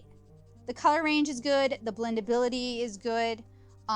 There's 144 colors available now. They're $4.99 on the US manga shop. So I think they're a little bit expensive for disposable markers. But if you can get them cheaper than that, like if you go to Japan and you decide you want to pick up a bunch of them, they're fine. These are Neo Pico 2. Kabocha actually sent me several of these. That's why I have any of them. They're good markers. That might be what more of you guys are used to, and it's certainly what people who were very into anime in the 90s and the early 2000s were used to. They are refillable. They do have replaceable nibs. You can buy the refill inks. Wait, do they have the replaceable nibs? Kabocha, Kino Kitsune would be able to tell you that. And this is a much older marker, so it needs a refill, and it probably needs a new nib on it.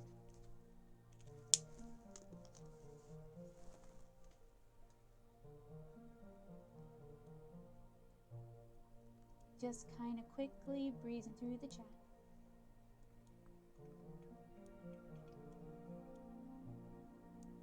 The chows are really cute. My only qualm about them is the cap is just the color. It doesn't have like the color family name. So if I'm like grabbing really quickly, I have to stop and check the barrel. And it's not really a big deal. It's just a difference from how the Copic sketch markers are. So it kind of throws me a little bit. Yup, Nikki called it. You beat me to it.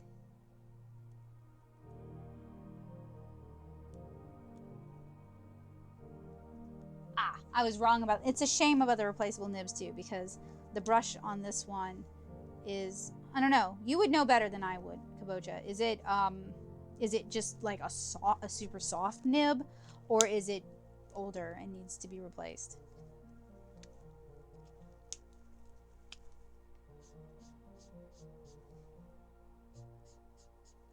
And this is the Kura Color blender. But honestly, almost all alcohol markers have the same sort of base solvent. Most of them use an ethanol solvent.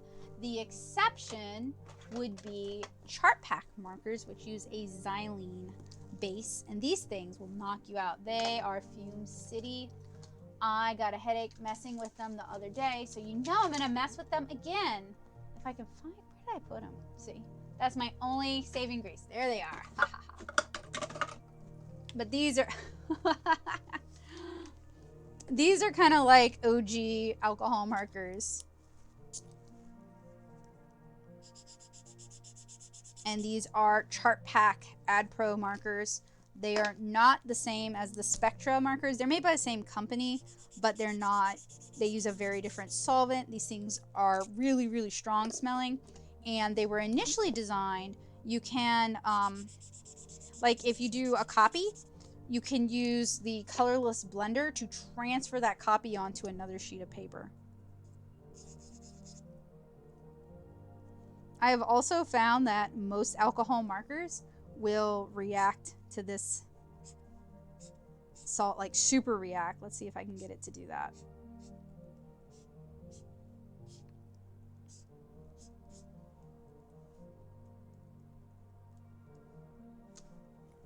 Ooh, good gravy. They're really bad. So if you're prone to migraines, if you have a sensitive nose, if strong smells make you sick, the Chart Pack AD are bad news for you.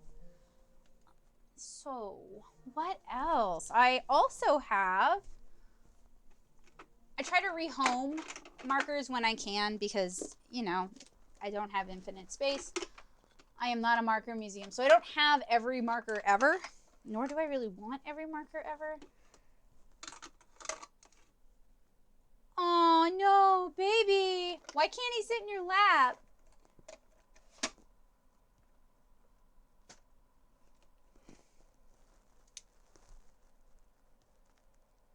Oh, I believe that.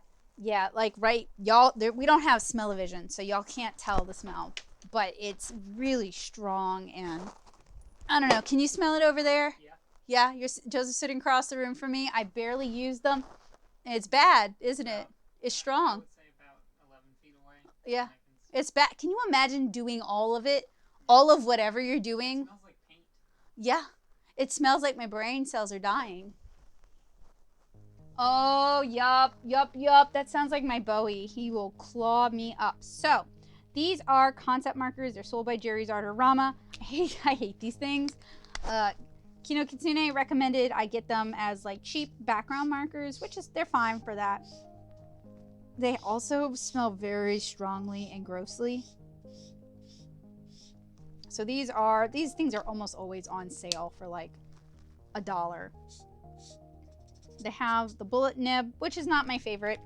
I have arthritis, so bullet nibs are really hard for me, which is why I complain about them when I review stuff. These things are super reactive. And they smell super strong, gross. Ugh, I wish I had a fan in here.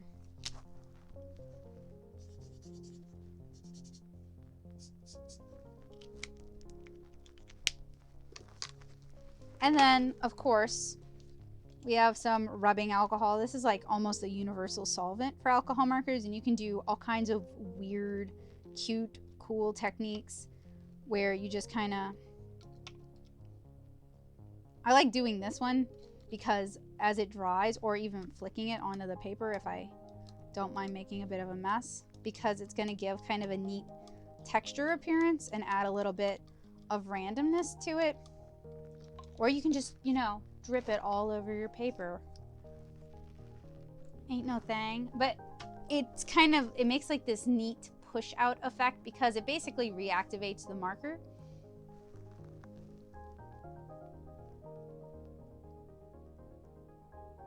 Aw. So I'm not a fan of it, but my fiance Joseph, you gonna say hi? Say hi. Hey. Hey. He loves natto, and there's natto in the fridge right now for him.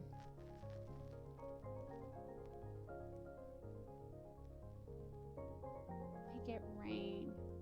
Oh, I see. Ooh. Yeah, okay. All right. We can, I have, whoa. And then also, if you really saturate it, you get tie-dye effects. And some people will use the Sharpie on a t-shirt and then pour rubbing alcohol on it to get tie-dye effects on the shirt as well. That's usually used as like a kid's craft, and honestly it makes me kind of cringe because it's like, oh, that is a lot of fumes. So let's try doing that. Why not? I'm here for it. Sketchbooks are for sketching. Give me 1 sec and I will grab my Sharpies.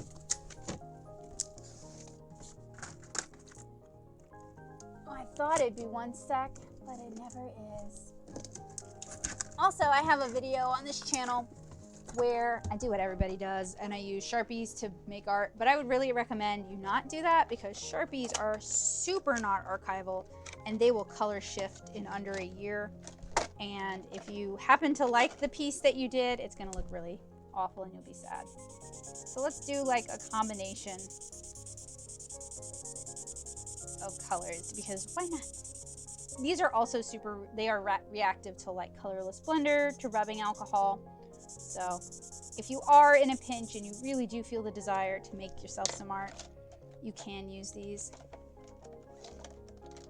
I mean, people do it all the time on signs and stuff.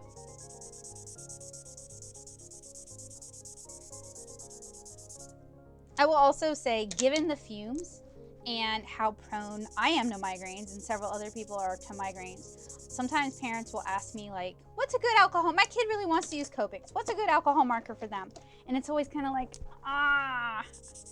no, that's awful. You're awful young to be getting migraines from marker fumes.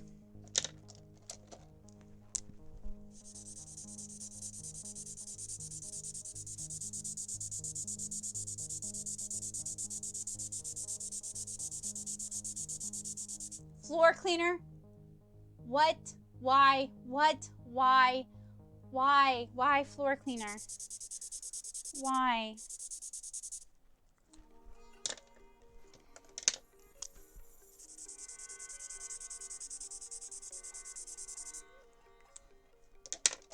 I mean, Sharpies are also, they are fun. Like, if you are an adult and can make that decision with informed consent to kill some brain cells to Sharpie fumes, they're fun. It's fun to do art stuff with like stationery supplies and with other types of markers, like, you know, low pressure art. Because doing something with Sharpies or Post-its or gel pens, it kind of takes away the pressure of perfection or trying to make something good. And you can just go back to that having fun stage again.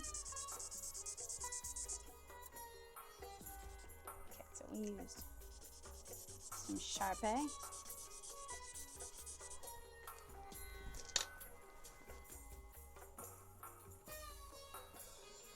But why floor cleaner?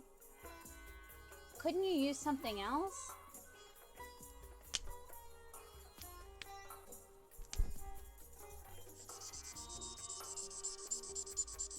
Wow, are you running dry?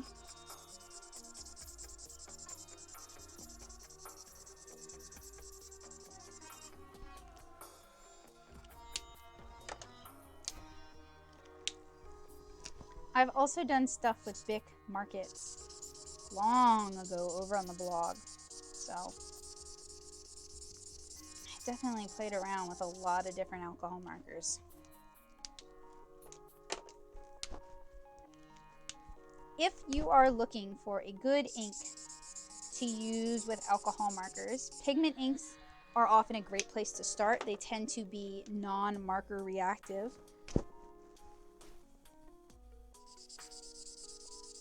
I found out the other day that the name Copic comes from the fact that Copics were specifically designed not to react, not to reactivate toner. So it's like from the word copy. So like if you do digital art or if you buy line art from somebody or if you scan your own line art, you can take it down to like Office Max or Office Depot, have them print it out onto the paper of your choice, and you should be able to marker over that.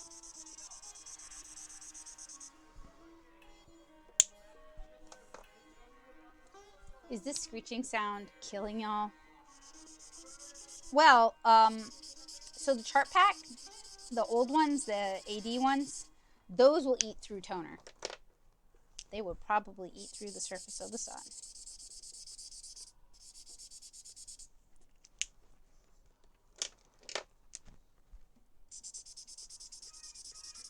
So these are neat.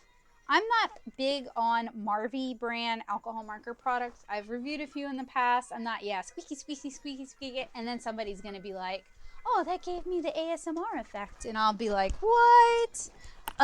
So I'm not normally a fan of Marvy's alcohol marker products, just for various reasons. Never really ran with me, but they did make, they might still make, but I think these are discontinued. They did make a fine brush alcohol marker, which I thought was super promising, but it doesn't quite pan out. So it has that compressed fiber tip that I don't love. So, oh man, these are dying. So they do tend to like splay out and you can't get a fine line with them anymore.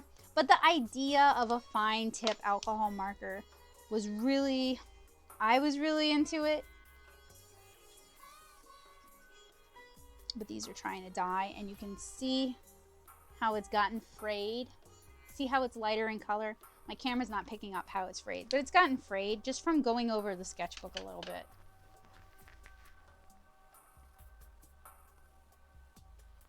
Blick Studio have done that super quickly. I have not noticed that mine have, but that is good to know. Do you know what colors have color shifted? It wouldn't surprise me if it was stuff that was already verging on neon. Like, the thing about alcohol markers is that none of them, not Copics, none of them are going to be archival.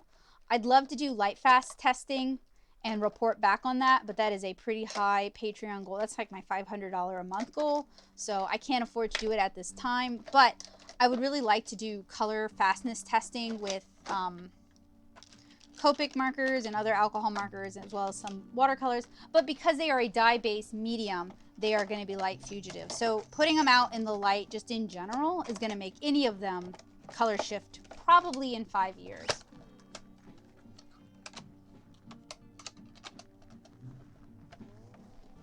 All right, so we're going to try, I'm going to try the tie-dye thing, kind of. I don't want to just pour, but I might, but I don't want to. Let's see. Oh, no, I did pour. Oh, well. Sketchbooks are for sketching. That's kind of, like, thinking about it, that's kind of a neat technique. Even though I haven't, I was hoping we'd get, like, a lot of color run, like you would with, like, melted crayons. Pit pens should be archival because they use, they're like an India ink base, so they have a pigment base, and that has a much longer shelf life.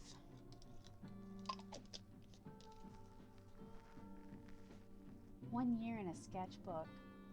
Oh, that's sad.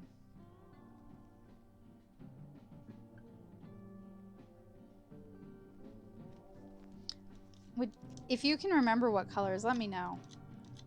I love those markers. I haven't had any problems with them, but I don't like recommending stuff that has like a known problem, and I'd be happy to retest them. Orange, saffron, and violet. I'm gonna write that down. Thank you for letting me know. Where is my notepad?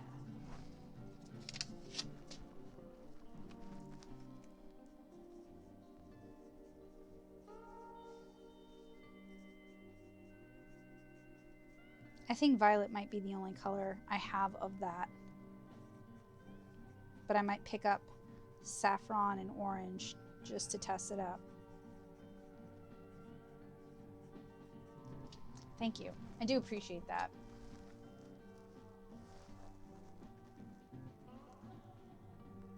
Scented expo markers. Holy smokes. That's so many problems. Like, expo markers are definitely fume-tastic, and you can definitely huff them if you so wish. So the idea of like making them scented is like inviting people, specifically maybe kids and teenagers, to do that. Like, why would you do that? So that's a pretty neat effect. I feel like the concept markers, the Jerry's concept markers, were really reactive. They moved a lot. Whereas the Sharpies, maybe it's how I applied it. I don't know. Maybe I didn't douse it enough, but didn't seem to move all that much. What I was really hoping we'd get is like a run of color, and I should have known better because I know how alcohol markers work. They work by pushing the color to the back of the paper. Actually, this is pretty. I might do something with that.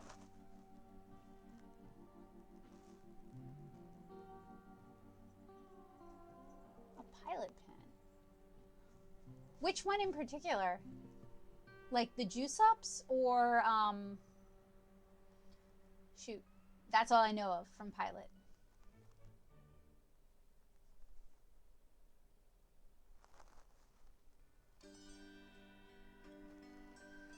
Oh my gosh, the fumes in here are definitely a thing. So I'm gonna let, yeah, I like this. This is cool. I'm gonna do something with that. I don't know what, but that's neat. And then maybe, ooh, those are fun too. This not so much because it's like a lot of streaking and stuff, but the stuff underneath where it pushed the color back could make for some really fun doodles. Okay, I'm gonna set that aside so it can fully dry. Is there anything else about alcohol markers that you guys want to talk about or you guys want to see me do tonight? I have a bunch of alcohol marker videos coming out in the really near future because I am prepping for my second marker class with Plaza. Come on, where did I put you? Y'all should see. I'm not going to show y'all, but y'all should see this room. It is super messy. I really need to clean it. I really need to clean it. My house is such a mess. I'm just doing my best. A good paper for markers is going to depend on what you want to do with your markers. And I know that is super duper cop-outy. So I will show you some examples and explain. I like to work on thicker papers because thicker papers are more, they will absorb more than thinner papers. So what I usually like to work on is I like to work on, this was Fluid Easy Block watercolor paper. So this is a cellulose, like a tree pulp based paper. And it is a watercolor paper, but it does take alcohol marker really well. The problem with this is it's gonna be really absorptive. It's gonna take a lot of your ink, but you can do a lot of layers and then you can do watercolor on top of it. So this is really good for mixed media techniques and it doesn't bleed through quite as much.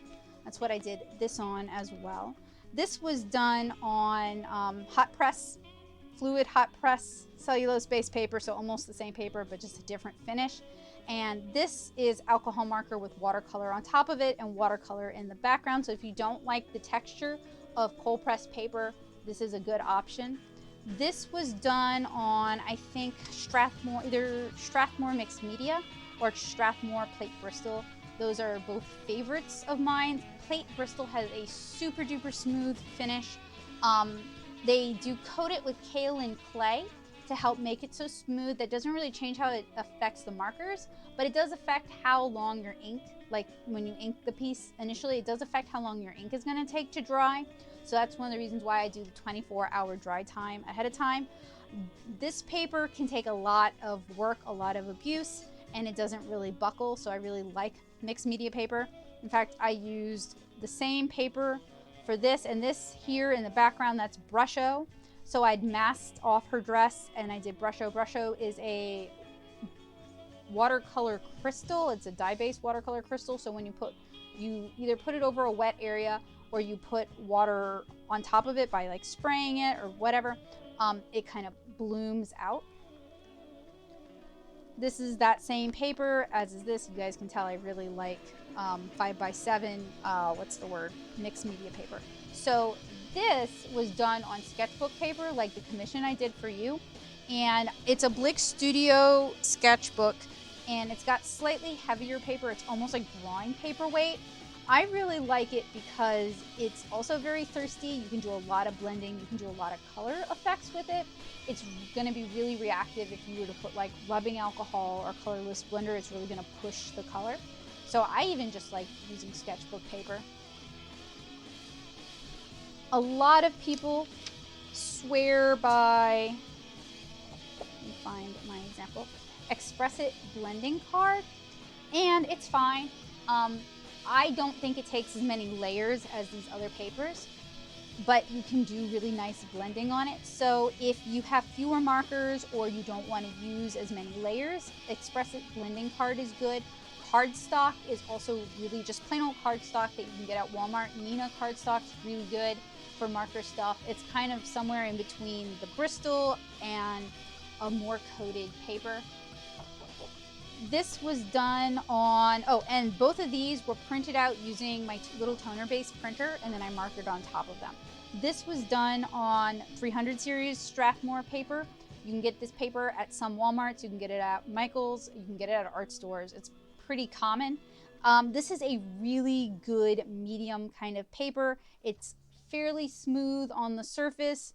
It can take a lot of ink, you can do a lot of layering, but it's still kind of thick, but it's not going to drain your markers dry either.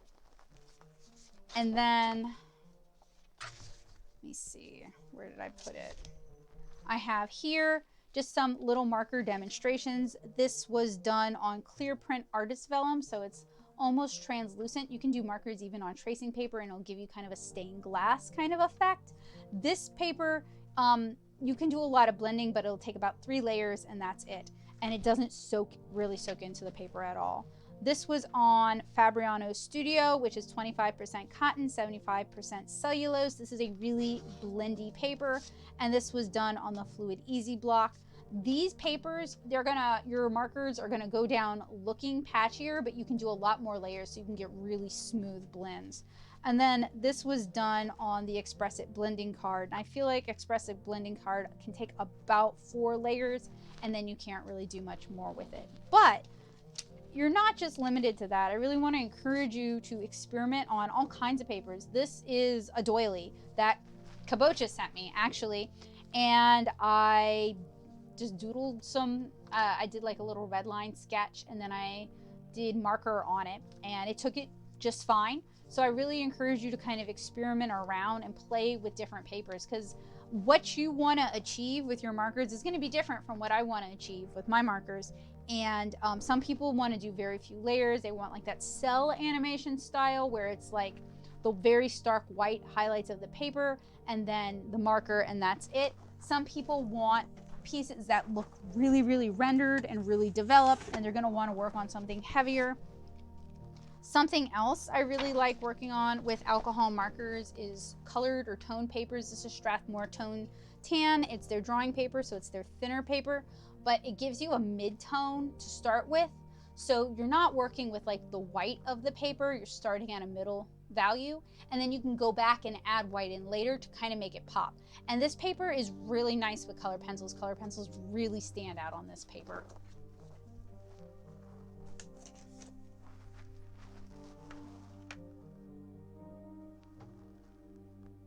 So I'm just scrolling up. And yeah, and there are a lot of papers, a lot of marker specific papers out there that I haven't tried yet, so I don't even know if they're any good. Sticker paper can take markers really, really well.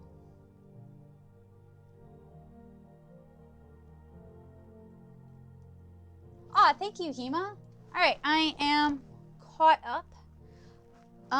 Any other questions? I'm going to be teaching where did I put it? It like ended up at the bottom of the pile, probably. I have a drawing people with Copic class at Plaza here in Nashville. Not this Saturday, but the Saturday after that. So I'm sure I'm going to have lots more alcohol marker stuff that I'm going to make for that class. And you guys, if you ever have any questions, you can always shoot me with further questions. But when it comes to art supplies, I am a big believer in like experiment and possibly fail, and that's okay. That's how we learn. A lot of stuff that like the initial piece was kind of a failure, I learned so much from it that I feel like I really succeeded.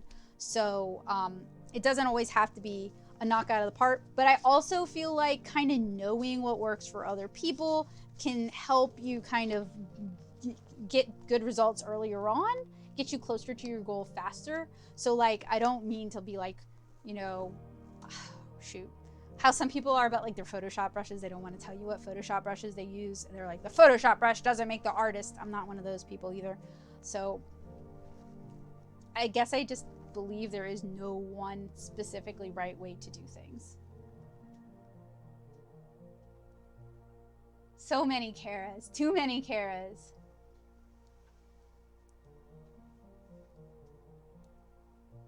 Oh yeah, I got this in one of the Zenpop boxes. And they're sending me another box in June as just kind of like a thank you for doing the streams. It's really cool of you. So I hope you guys will join me for that last Zenpop.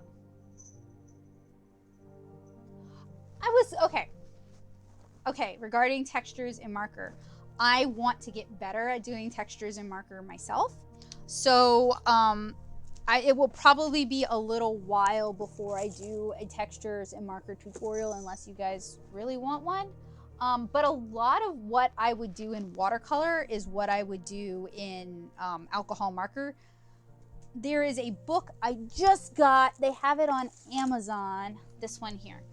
I just got this book, and this book is great.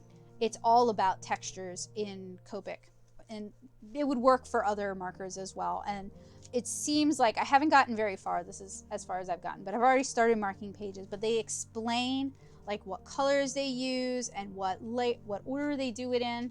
So, oh man, look at that lace. See, I hadn't even seen that. That was all done with a white gel pen. So you know this piece was big. So if you're interested in learning textures in Copic, this is what I would recommend. Because like, look, they really do some cool stuff. And I'm going to work through this book myself because I want to up my game. So that's How to Render Eye-Catching Textures with Copic Markers by Midori Hano Wow, Yasuko. Sorry. When it comes to like parsing Japanese syllables, sometimes my brain wants to do it like it's in English, and that is not how it is. Yeah, this book is great, and I think I paid $14 for it. I'd have to double check. It really was. I am surprised how good it is for what I paid for it, because I feel like I really got a great deal. I'm glad those tutorials were helpful.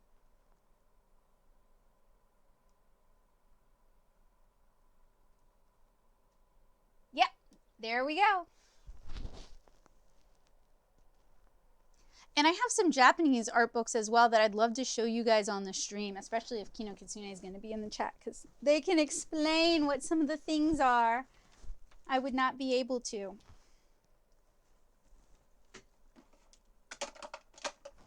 And now I'm going to clandestinely start putting things away. But y'all, if y'all want to chat or if you guys have any questions, I'm still here.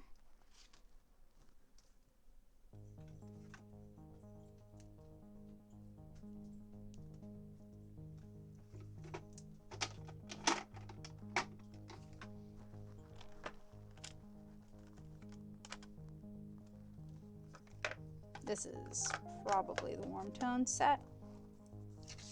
So there's going to be a bunch of alcohol marker videos coming out in the near future, both field tests, reviews, and tutorials. I hope you guys will look forward to them. And always, if there's stuff you want to know how to do or questions you have, please do ask. I'll be honest if I don't know or if I don't think I'm the best person to explain it, just like I was with the texture thing. There's so much I still want to learn and still need to learn, and we can learn those things together too.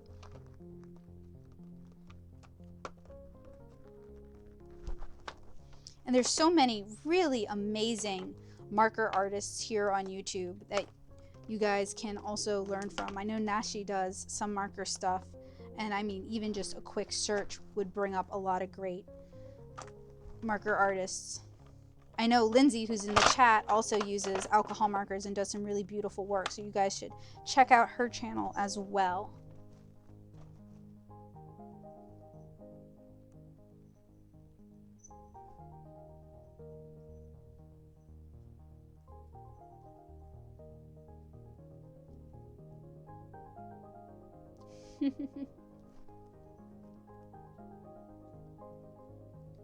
How can you get back to your imagination? Oh my gosh, that is such a, that is like, I agree with Hema, that's such a mood. So I don't know if I'm the best person to ask. So this is definitely open to the chat to answer, but I will answer the best way that I can. I draw a lot of the main character of my comic. Because, you know, there's times where you just want to draw something and you don't really want to have to think about it and you don't want to have to plan it. So having like an established character who has a personality that I'm familiar with and lives in a world, she's 7 inches tall. So I really like thinking about our world from that kind of perspective because it makes super tiny, beautiful things into huge, beautiful things, right? So like thinking about Kara stuff, tiny 7-inch tall person perspective, that's really inspiring for me, and that generates a lot of ideas. But that's also why, like in a lot of my reviews and stuff, you'll see the same character over and over and over again, because I want to focus more on the product and figuring out how the product works and having an opinion on the product rather than like spending a lot of time and energy deciding what to draw and how to draw it. On occasion, I'll break out. In fact, I'll ask other people for suggestions pretty frequently. I ask my fiance if I can't think of what to draw, I'll ask him, and he usually comes up with some crazy stuff. So that's also a good source, just turning to somebody else for suggestions. Often a person who isn't an artist will be able to make some really good suggestions because they've been thinking about stuff that they'd like to see, but they haven't drawn it because they don't draw. So non-artists can be a great source of inspiration. I also really like character generator websites. You can literally Google character generator and there's a bunch of different ones and those are really good. What Hema's saying about vivid ideas, staying awake in bed, and then like you can text it to yourself or you can send it to yourself on Discord so that the next morning you have time to draw it, or even just keeping like a sketch, like a little sketchbook and a pen by your bed so you can quickly do a thumbnail sketch when you're feeling most creative, and then the next morning or the next day or whenever you have time you can flesh that out more. But yeah, keeping a sketchbook and just writing ideas down. I'll clean this up and I'll show you guys my sketchbook. It is full of really scribbly stuff, but that's the point. Like, it's a sketchbook, it's for sketches. It doesn't have to be good or perfect, it just needs to be ideas. This is my new sketchbook, so I need to grab my old sketchbook.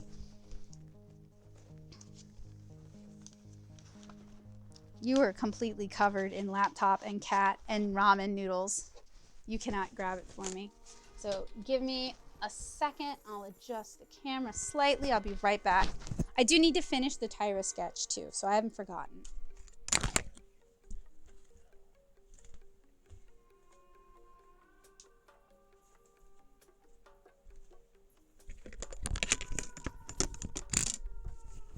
And all my sketchbooks are the same. I don't buy nice sketchbooks. I buy good sketchbooks, but not nice sketchbooks, because if I have nice sketchbooks, I won't use them. So a lot of what I draw is like figure drawing stuff just to kind of get me warmed up, get my hand ready. I'll take requests from friends. I'll do character sketch requests, just stuff to get me drawing, to get me thinking, so that I'm not just always drawing my stuff. I'm drawing, you know, other things. See, super scribbly sketch like that. And then I'll take a photo of it with my phone, send it to myself on Discord, and then finish it out in a drawing program like Metabang Paint or like Paint Tool Sai or like Photoshop. This was a Joseph idea, Nuts for Cooking. It started as like, what would a squirrel cooking show look like? And then it became like a magazine cover idea.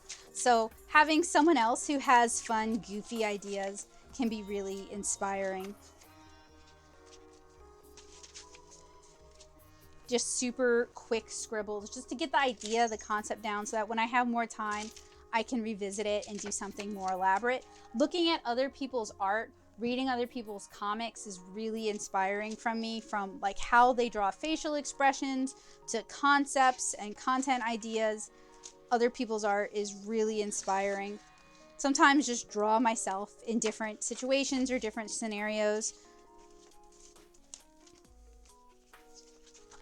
And drawing from reference for me, just keeping the hand going, keeping the muscles limber, adding to sort of my mental vocabulary of things I know how to draw, and like being able to recall that information.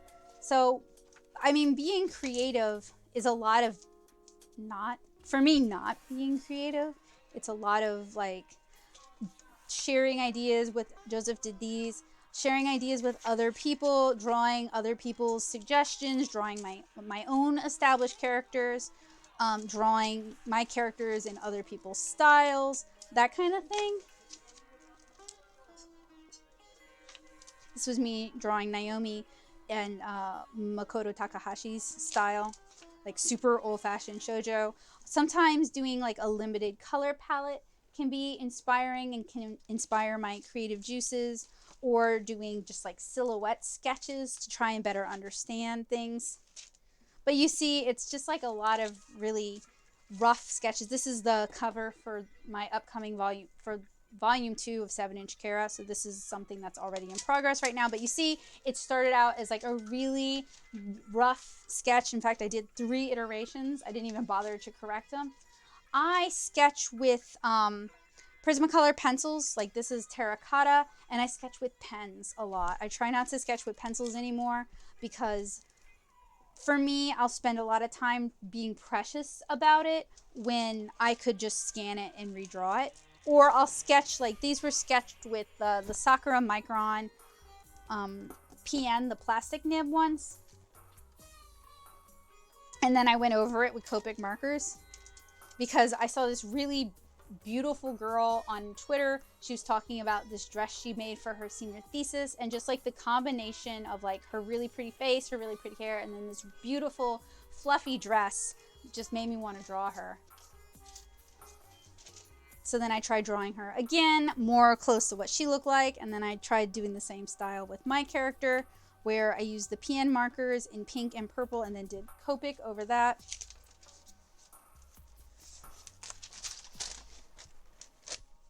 And then sometimes it's just like silly product designs. So I have this plastic egg I bought in Easter, and I wanted to do like a diorama in it, and I just ran out of time. So these were designs for that. Or like a tiny person slurping ramen, like what would that look like? It actually looks like she's vomiting because I didn't do it very well. And then I kind of fleshed that out a little bit more. And then I fleshed that out. Oh my gosh, Cat, why do you feel the need to be wrapped up in my lavalier mic cord? Sorry, Cat was about to choke himself.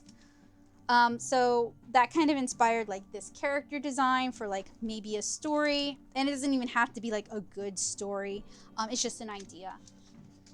And then that made me want to do Lilliputians inspired by different cultures around the world, because like my current comic, 7-inch Kara, it's very American culture inspired. It's set in Southeast Louisiana where I'm from. So it's very much that culture, but I wanted to do other cultures as well. So like finding ways to incorporate elements of that culture into like tiny 7-inch tall people designs was a fun challenge. And I need to pick it up again because I really enjoyed doing it. And this is what I mean by like using alcohol markers in your sketchbook, and then they're really reactive. Those were just drops of rubbing alcohol to push the color out.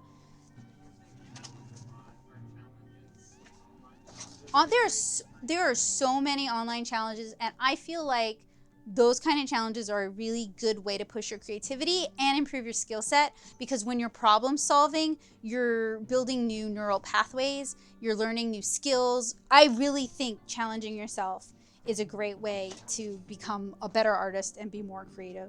And when I do challenges of any kind, like there's like the 30-day improvement hell challenge. That challenge is really good, and it's really hard because it's basically like a year at an art school condensed into 30 days.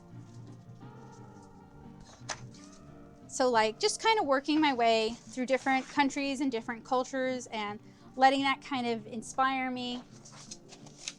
My problem is I really like drawing girls. I really like drawing cute girls. And that if I were allowed to only draw cute girls and flowers, that's all I would ever draw. So a lot of my stuff falls into that category. Or I'll draw my characters interacting in a cute way. And I need to do something with that because that's a really cute doodle.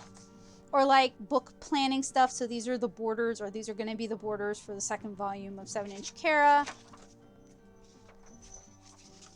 And even doing stuff like streams are really inspiring for me because I get to interact with you guys. Like we were talking about cute Pikachus, right? Like Hema challenged me to draw a Pikachu from memory. So this one was from memory and then this one was redone from reference.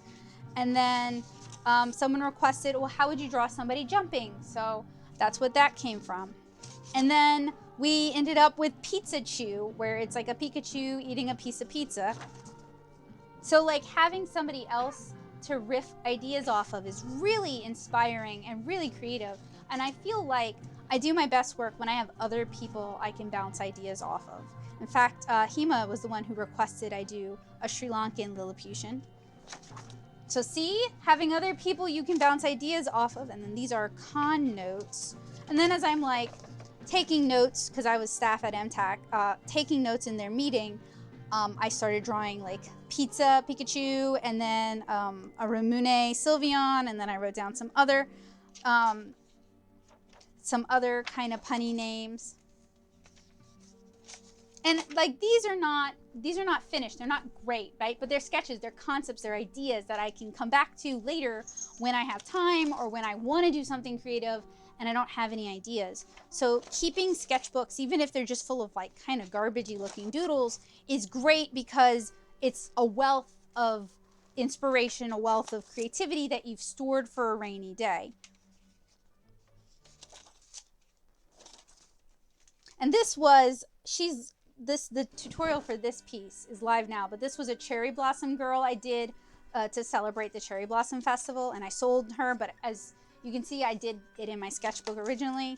And then this was a base drawing for Naomi because I'm doing the designs for the bonus chapter of volume 2. So I wanted to have a base, and I knew I could do a base better if I did it by hand, and then I just took it into Photoshop and did like 3 variations of it. And then these are just charm designs based on crawfish and shrimp because, like I said, I'm from Louisiana and I like finding ways to kind of honor that. And then this was an Irish Lilliputian girl because Tanner requested that.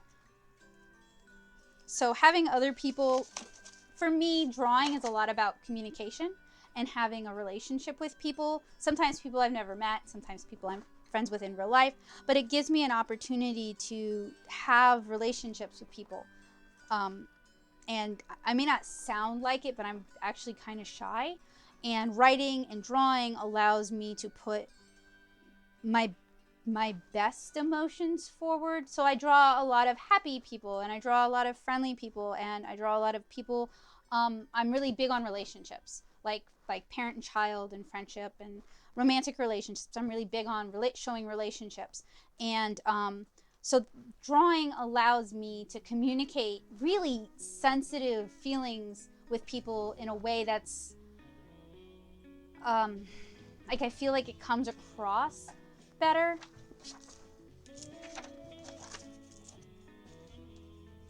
So I am kind of just like a sincere person who can be a little bit much for other people, and I know that, and it's made me really shy because it's like if I'm really myself, people are going to reject me.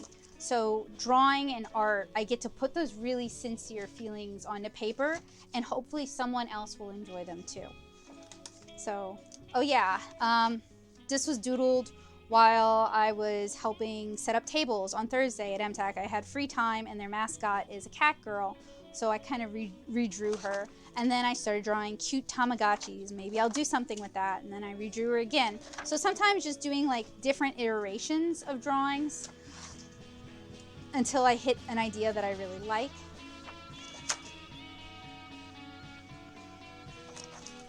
Or like mermaids in different types of bottles. And see, what bums me out is I have all these really cute ideas and I never have the time to finish them, and then somebody else does them. And I get to see it on Twitter and I'm just like, oh, I didn't move fast enough.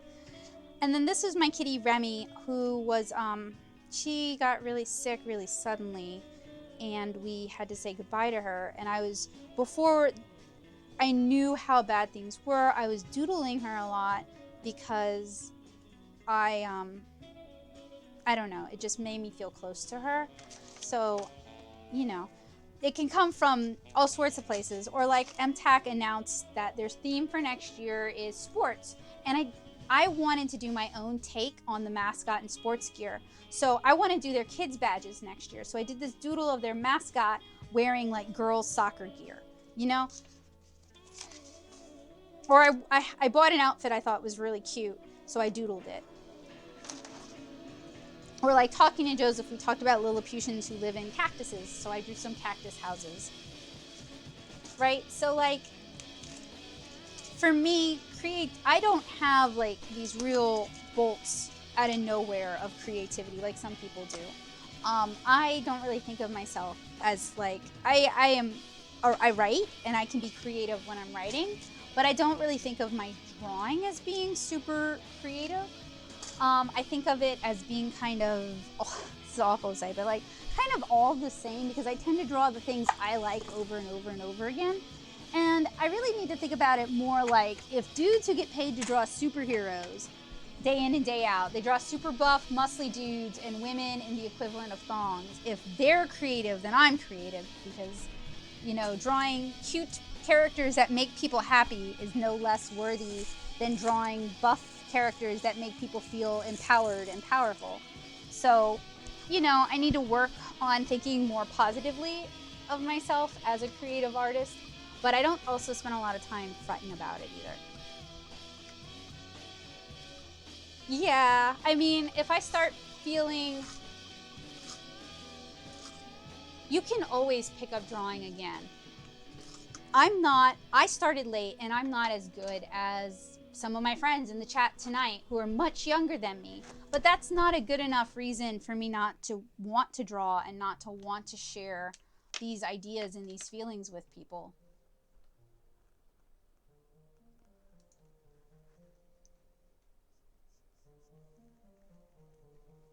I mean, don't let where someone else is on the journey discourage you from resuming the journey.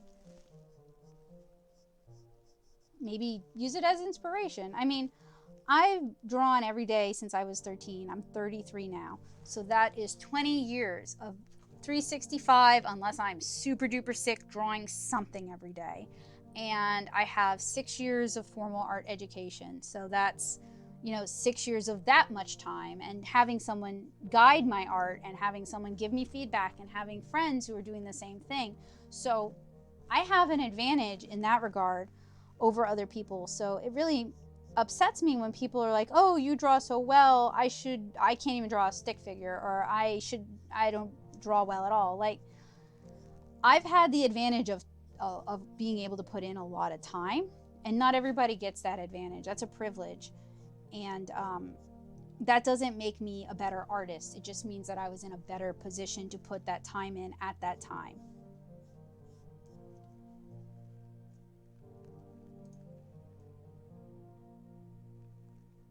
Yeah, I like, it's terracotta, it's a Prismacolor. It's a tiny Prismacolor. I even use the scraps. So I'm gonna finish this off and then we'll say goodbye for the evening. But before I forget, I really wanna thank you guys for hanging out, keeping the chat going. Y'all were like super interactive and engaged, and that's really awesome. I love when y'all chat with each other about stuff too. And I love when y'all draw along, because I want this to have kind of like a community feeling, you know?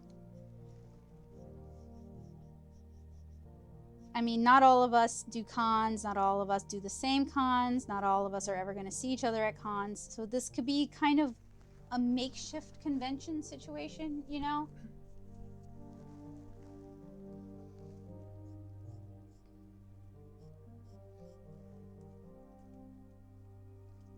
And like, knowing that me talking to you guys and drawing inspires y'all to also draw is a really exciting feeling for me. Like, it really makes me happy knowing that y'all are like, we're all doing the same thing. We're all doing our thing at the same time. Like, that's really cool, you know?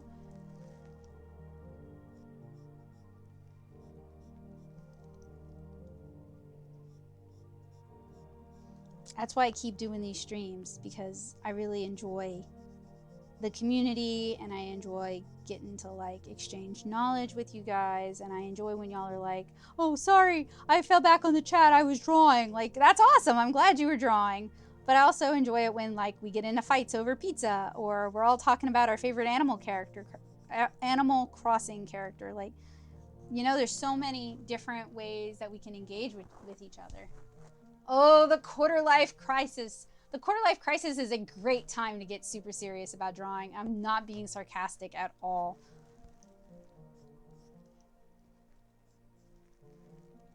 A lot of people start the con life, the convention life, after their quarter life crisis.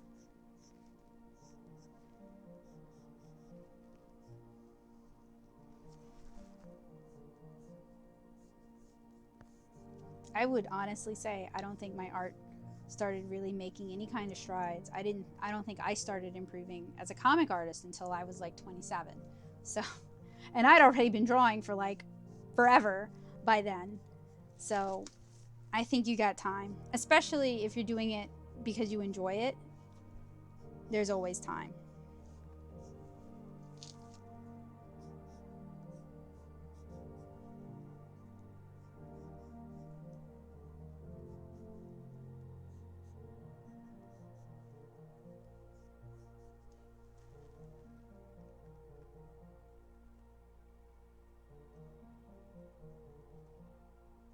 That's right, Matthew. Yep. Yes, get back to drawing, Hema.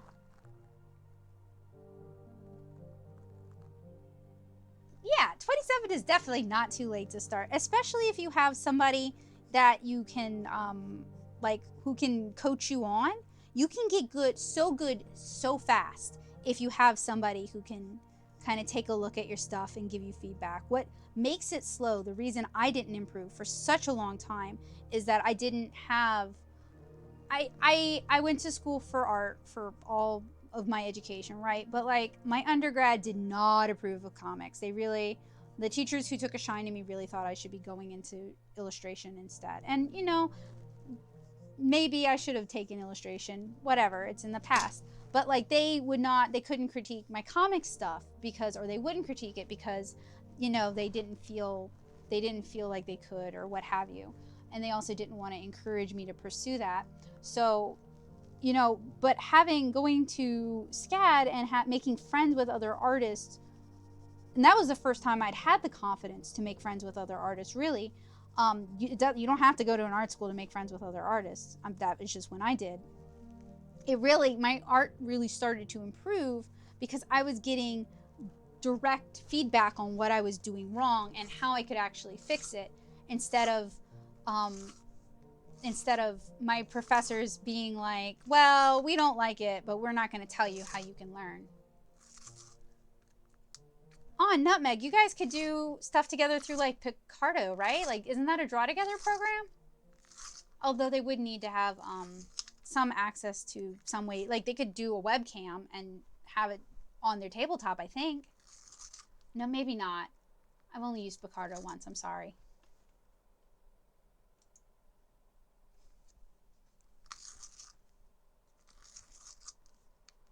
Fair enough, yeah.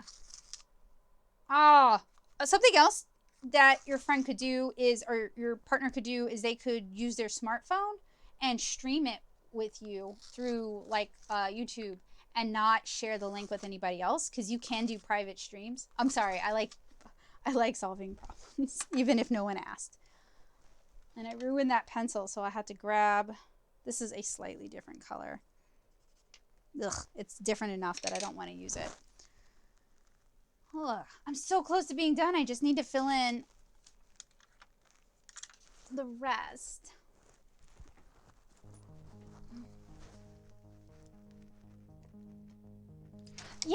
Yeah, that's me. I like you saw with my sketchbook, that's me too. I'll also do the thumbnails physical, because it forces me to just do new iterations if I don't like it.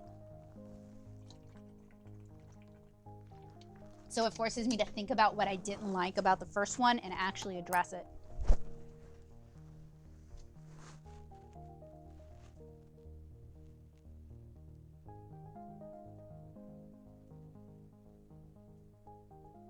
Tyra, are you going for the comics major?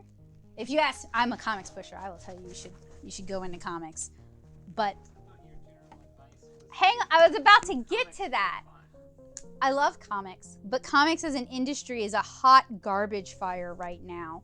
So, but the thing about having those skills is if you live in the right area, you can do animation, you can do illustration, you can do children's books. So I love comics and I want to see comics succeed, but I also don't want to see anybody get their heart eaten out the way. I'm like the Witch of the Waste from Howl's Moving Castle. That is exactly me. I'm the Witch of the Waste. I gave my heart to comics. And comics needs to give it back. Sorry, I'm looking for another mahogany pencil. No, terracotta, sorry.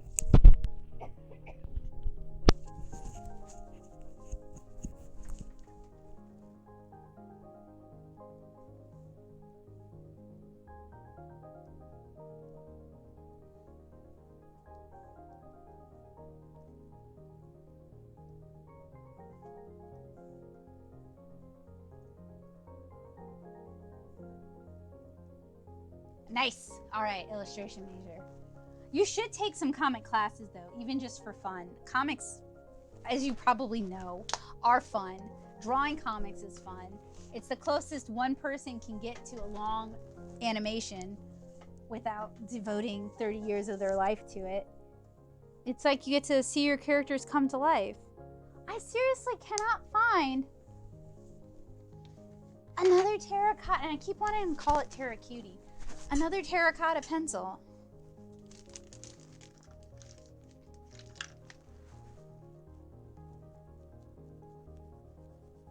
Just use this sad stub.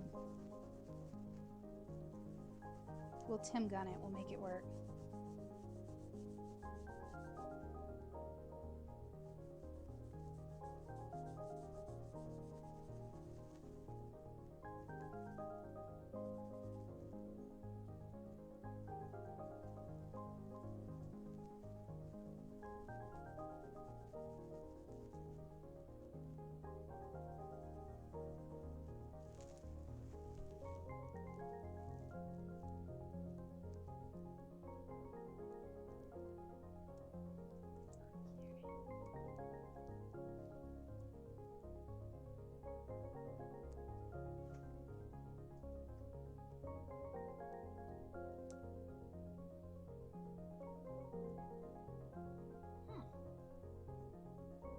Sorry, I'm reading through the chat.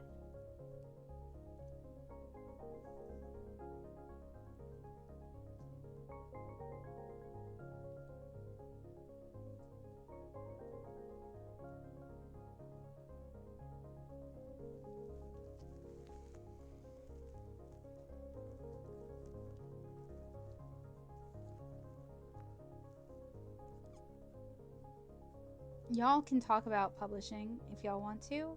I'm gonna kind of stay out of it tonight because I kind of have strong opinions about it.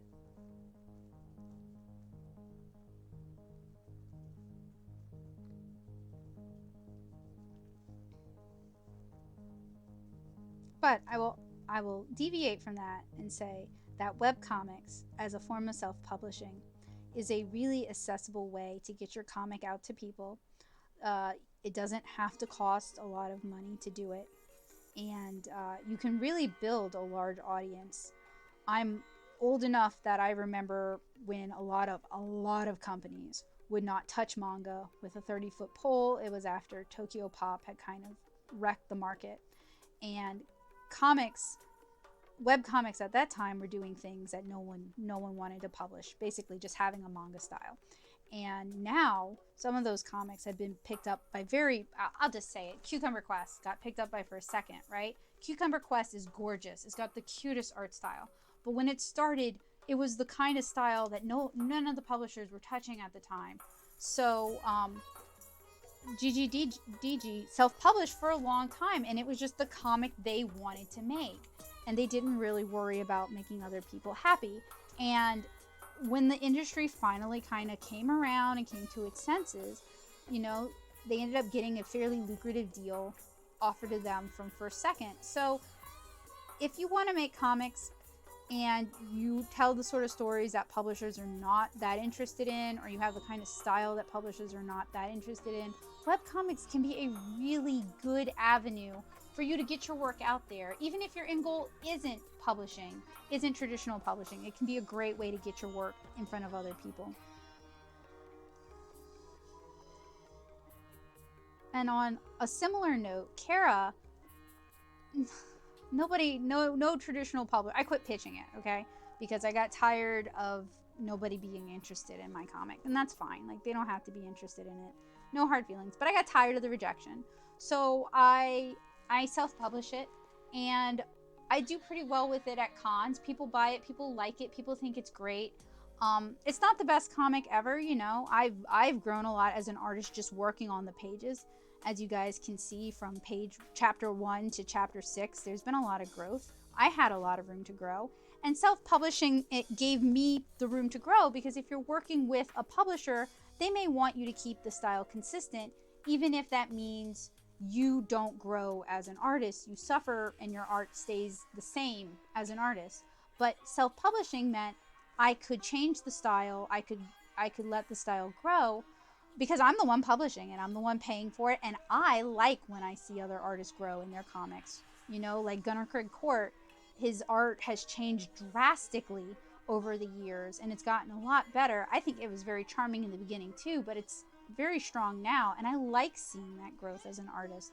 So I don't have a problem with the style in my comic showing that kind of growth. Oh, are we talking about the Joanna Draper thing? It was bad.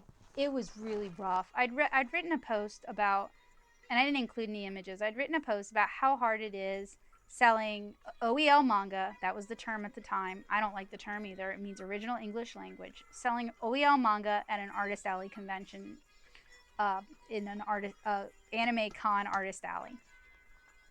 And it is hard, okay? Like, it is hard. It was harder then. My art looked a lot worse then, but fewer people were willing to buy original comics then as well. Oh, have a good evening, Nutmeg. Get some sleep. Yeah, I hope so too. Have a good day at work tomorrow.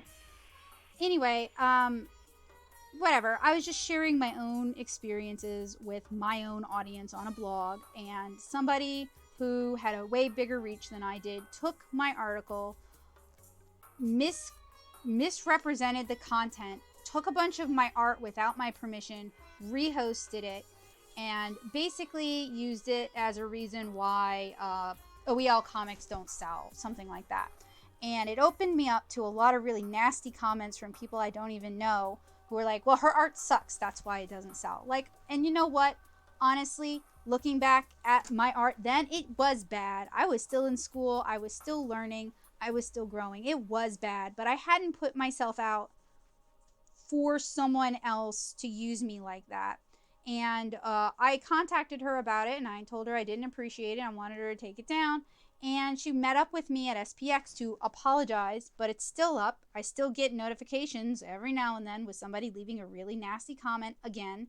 And she never issued an apology. She never did anything to make it right.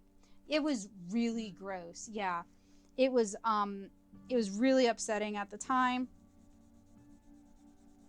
I'm so super glad to see that people with manga-influenced art styles are doing work for Netflix, they're doing work for DreamWorks, they're doing work for big-name publishers, they're getting paid.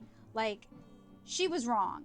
And it's gotten easier to sell original comics, but lots of other anime con artists will tell you that when you start selling very polished fan art, it makes it harder to sell your original stuff. Hey, Catherine, you made it just in time. So like, that was always something I kind of knew in the back of my head, that I wanted my original stuff to sell, to be the focus of my table. So even then, I was kind of working towards that. My art just wasn't as polished. And that's okay. Anime cons, any kind of comic con, that's a great opportunity to cut your teeth, to learn about sales, to start practice selling your art, to learn what does and what doesn't work, to improve your art. You know, doing commissions for people has really helped me get better as an artist, and that was a learning experience that I really needed. So, you know, I don't necessarily regret having gone through that. I regret her taking my stuff out of context without my permission, without compensating me, without doing anything to make it right. Oh, shoot. I'm sorry. I'm talking about Joanna Draper taking a post I wrote about my experiences selling OEL manga in an AnimeCon setting and how difficult that was, taking it out of context to use it as a straw man argument for why OEL manga won't sell, using my art without my permission to prove the point. And look, my art at the time was bad. Like, compared to other artists who did stuff for like Rising Stars of Manga, like Maximo Lorenzo's art is gorgeous, okay? And he also did stuff that was considered OEL. So don't use my art, which was terrible at the time, as a reason why OEL manga doesn't sell, because it's unfair to all the people who had really good art at the time who were suffering from the same thing.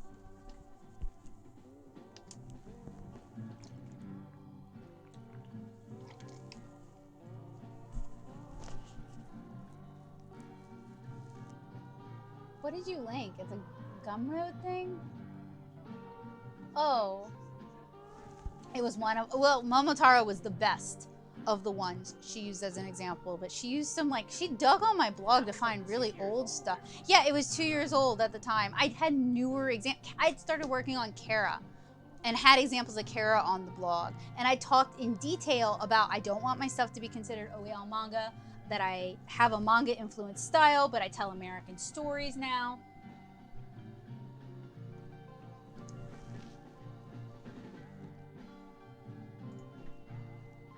Let me take a look. Let me see. I don't know. I think that's nice. I like your watercolor. And the figure in the background. And I love what the paper is doing with the watercolor as well. And you have some really nice studies too. So I think you have the ability to do it. I think you just need maybe like a system of drawing. And if I might be so bold, I would recommend you check out, I'll type it in the chat since it's easier for you to look up.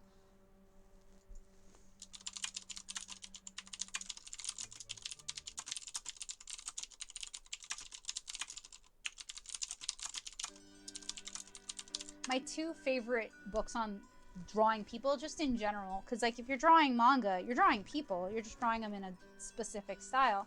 So I would recommend, if you don't mind, the Glenn Vilppu drawing manual is really great. He worked for Disney for a really long time. He taught their animators how to draw people and how to draw animals. So the guy definitely has his chops. And then Andrew Loomis's Figure Drawing for All It's Worth. Those are both really great resources that I highly recommend. And then once you kind of have like a method of drawing people established, then you can start stylizing it.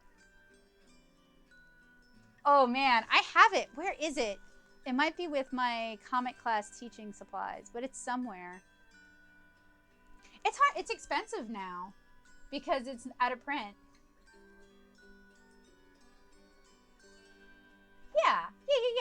For sure. Terrible trying to learn how to be better is always going to be preferable, in my opinion, than pretty but stagnant.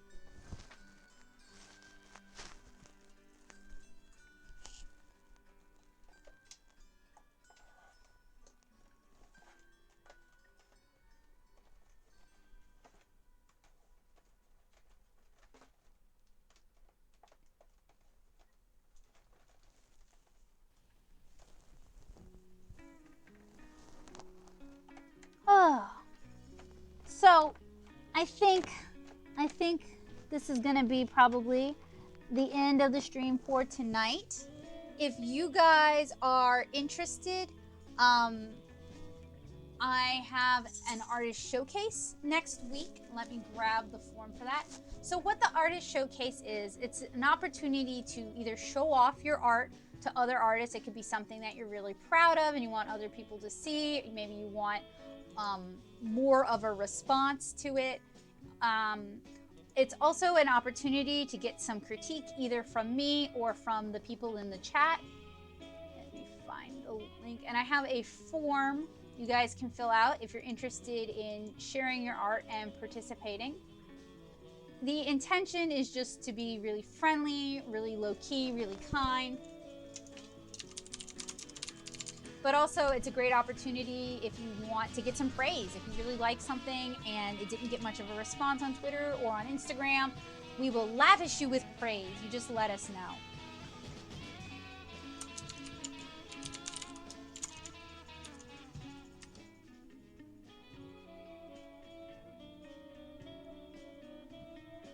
And I usually do it the first Friday of every month if I have a stream going, and we just dedicate the whole stream to the artist showcase. So you can ask for a critique of a specific thing that maybe you're struggling with, or you can ask for a critique of, like, you can link like your comic and get some general feedback on your comic. And I have examples of the past artist showcase here on the channel if you want to check it out. Joseph will drop a link to that one so you guys can kind of get an idea of the tone. Yeah, well, yeah, the Glenville Poo, huh? Would you put in a link to the last artist showcase we did? You could just look on YouTube for artist showcase, it should come up.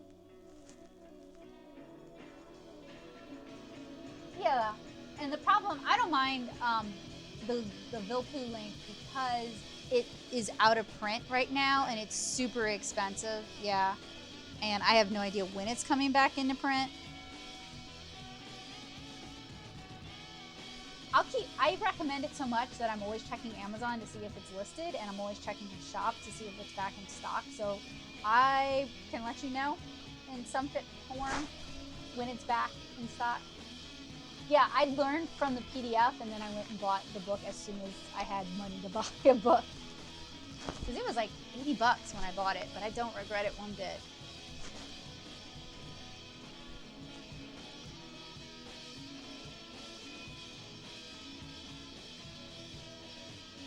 So I want to thank you guys again for joining me this evening. You guys made the chat really fun and really lively. I hope you guys enjoyed it as much as I did. Joseph just popped a link to our last artist showcase if you're kind of on the fence about it. I 100% recognize that asking other people to put their art out like that to be discussed publicly is a lot to ask of people.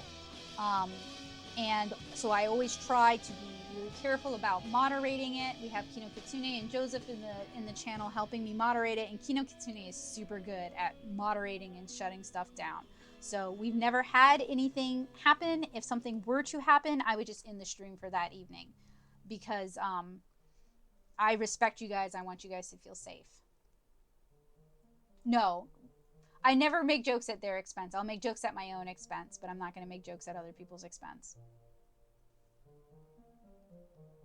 And like, I also recognize I'm not the best artist ever. I don't think that. I don't think my word is the end all be all. I think I really like it. You have an option to not get criticism from the whole group and have only me do criticism. But most people who opted for criticism opt for the whole group, and everyone does really great feedback. Oh man, the dress is gorgeous. I mean, you're really cute too, obviously. And Tyra, I'll pop this in with your package when I send the other stuff, since I have it anyway. So it'd be easy for me to send it. So I really hope that you guys will join me for the artist showcase, because if I don't get, like, let's say 4 people, if I don't get 4 volunteers, I just do a normal stream instead. But you're totally welcome. If you want to, like, submit your stuff every single month, you're totally welcome to do that too. There's no limit to how many times you can participate in the artist showcase. My big rule is if you're not going to be in the chat, I'm not going to talk about your art, because I don't like talking about people's stuff without them there to represent it. So that's kind of the big rule. No, roasts are not allowed. Your art's not bad.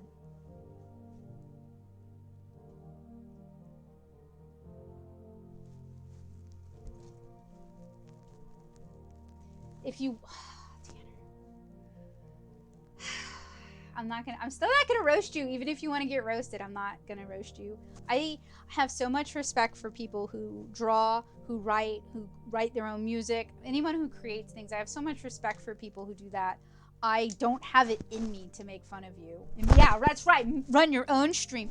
Cat, why did you do that? Why? Why? Why are you doing that? Stop. Don't do that. You'll hurt yourself. Are you doing it for attention? You're purring. I've created a monster. I want to roast some food. I'm hungry. Gross. Oh, but if he told me it was art, I'd have to be like, my child, I respect the intention, but I do not approve of the medium on my carpet. Yeah, no roasts allowed. Not even if you want it. Take it elsewhere. Well, better hungry than hangry. All right, guys. Thank you so much. Hopefully I will see you next week, which is going to be the 31st. But we're going to do our Power Hour Artist Showcase next week anyway. Oh, no. It was the roasting, not the fecal art. Jeez. All right. Y'all have a good evening. I will see you guys again really soon.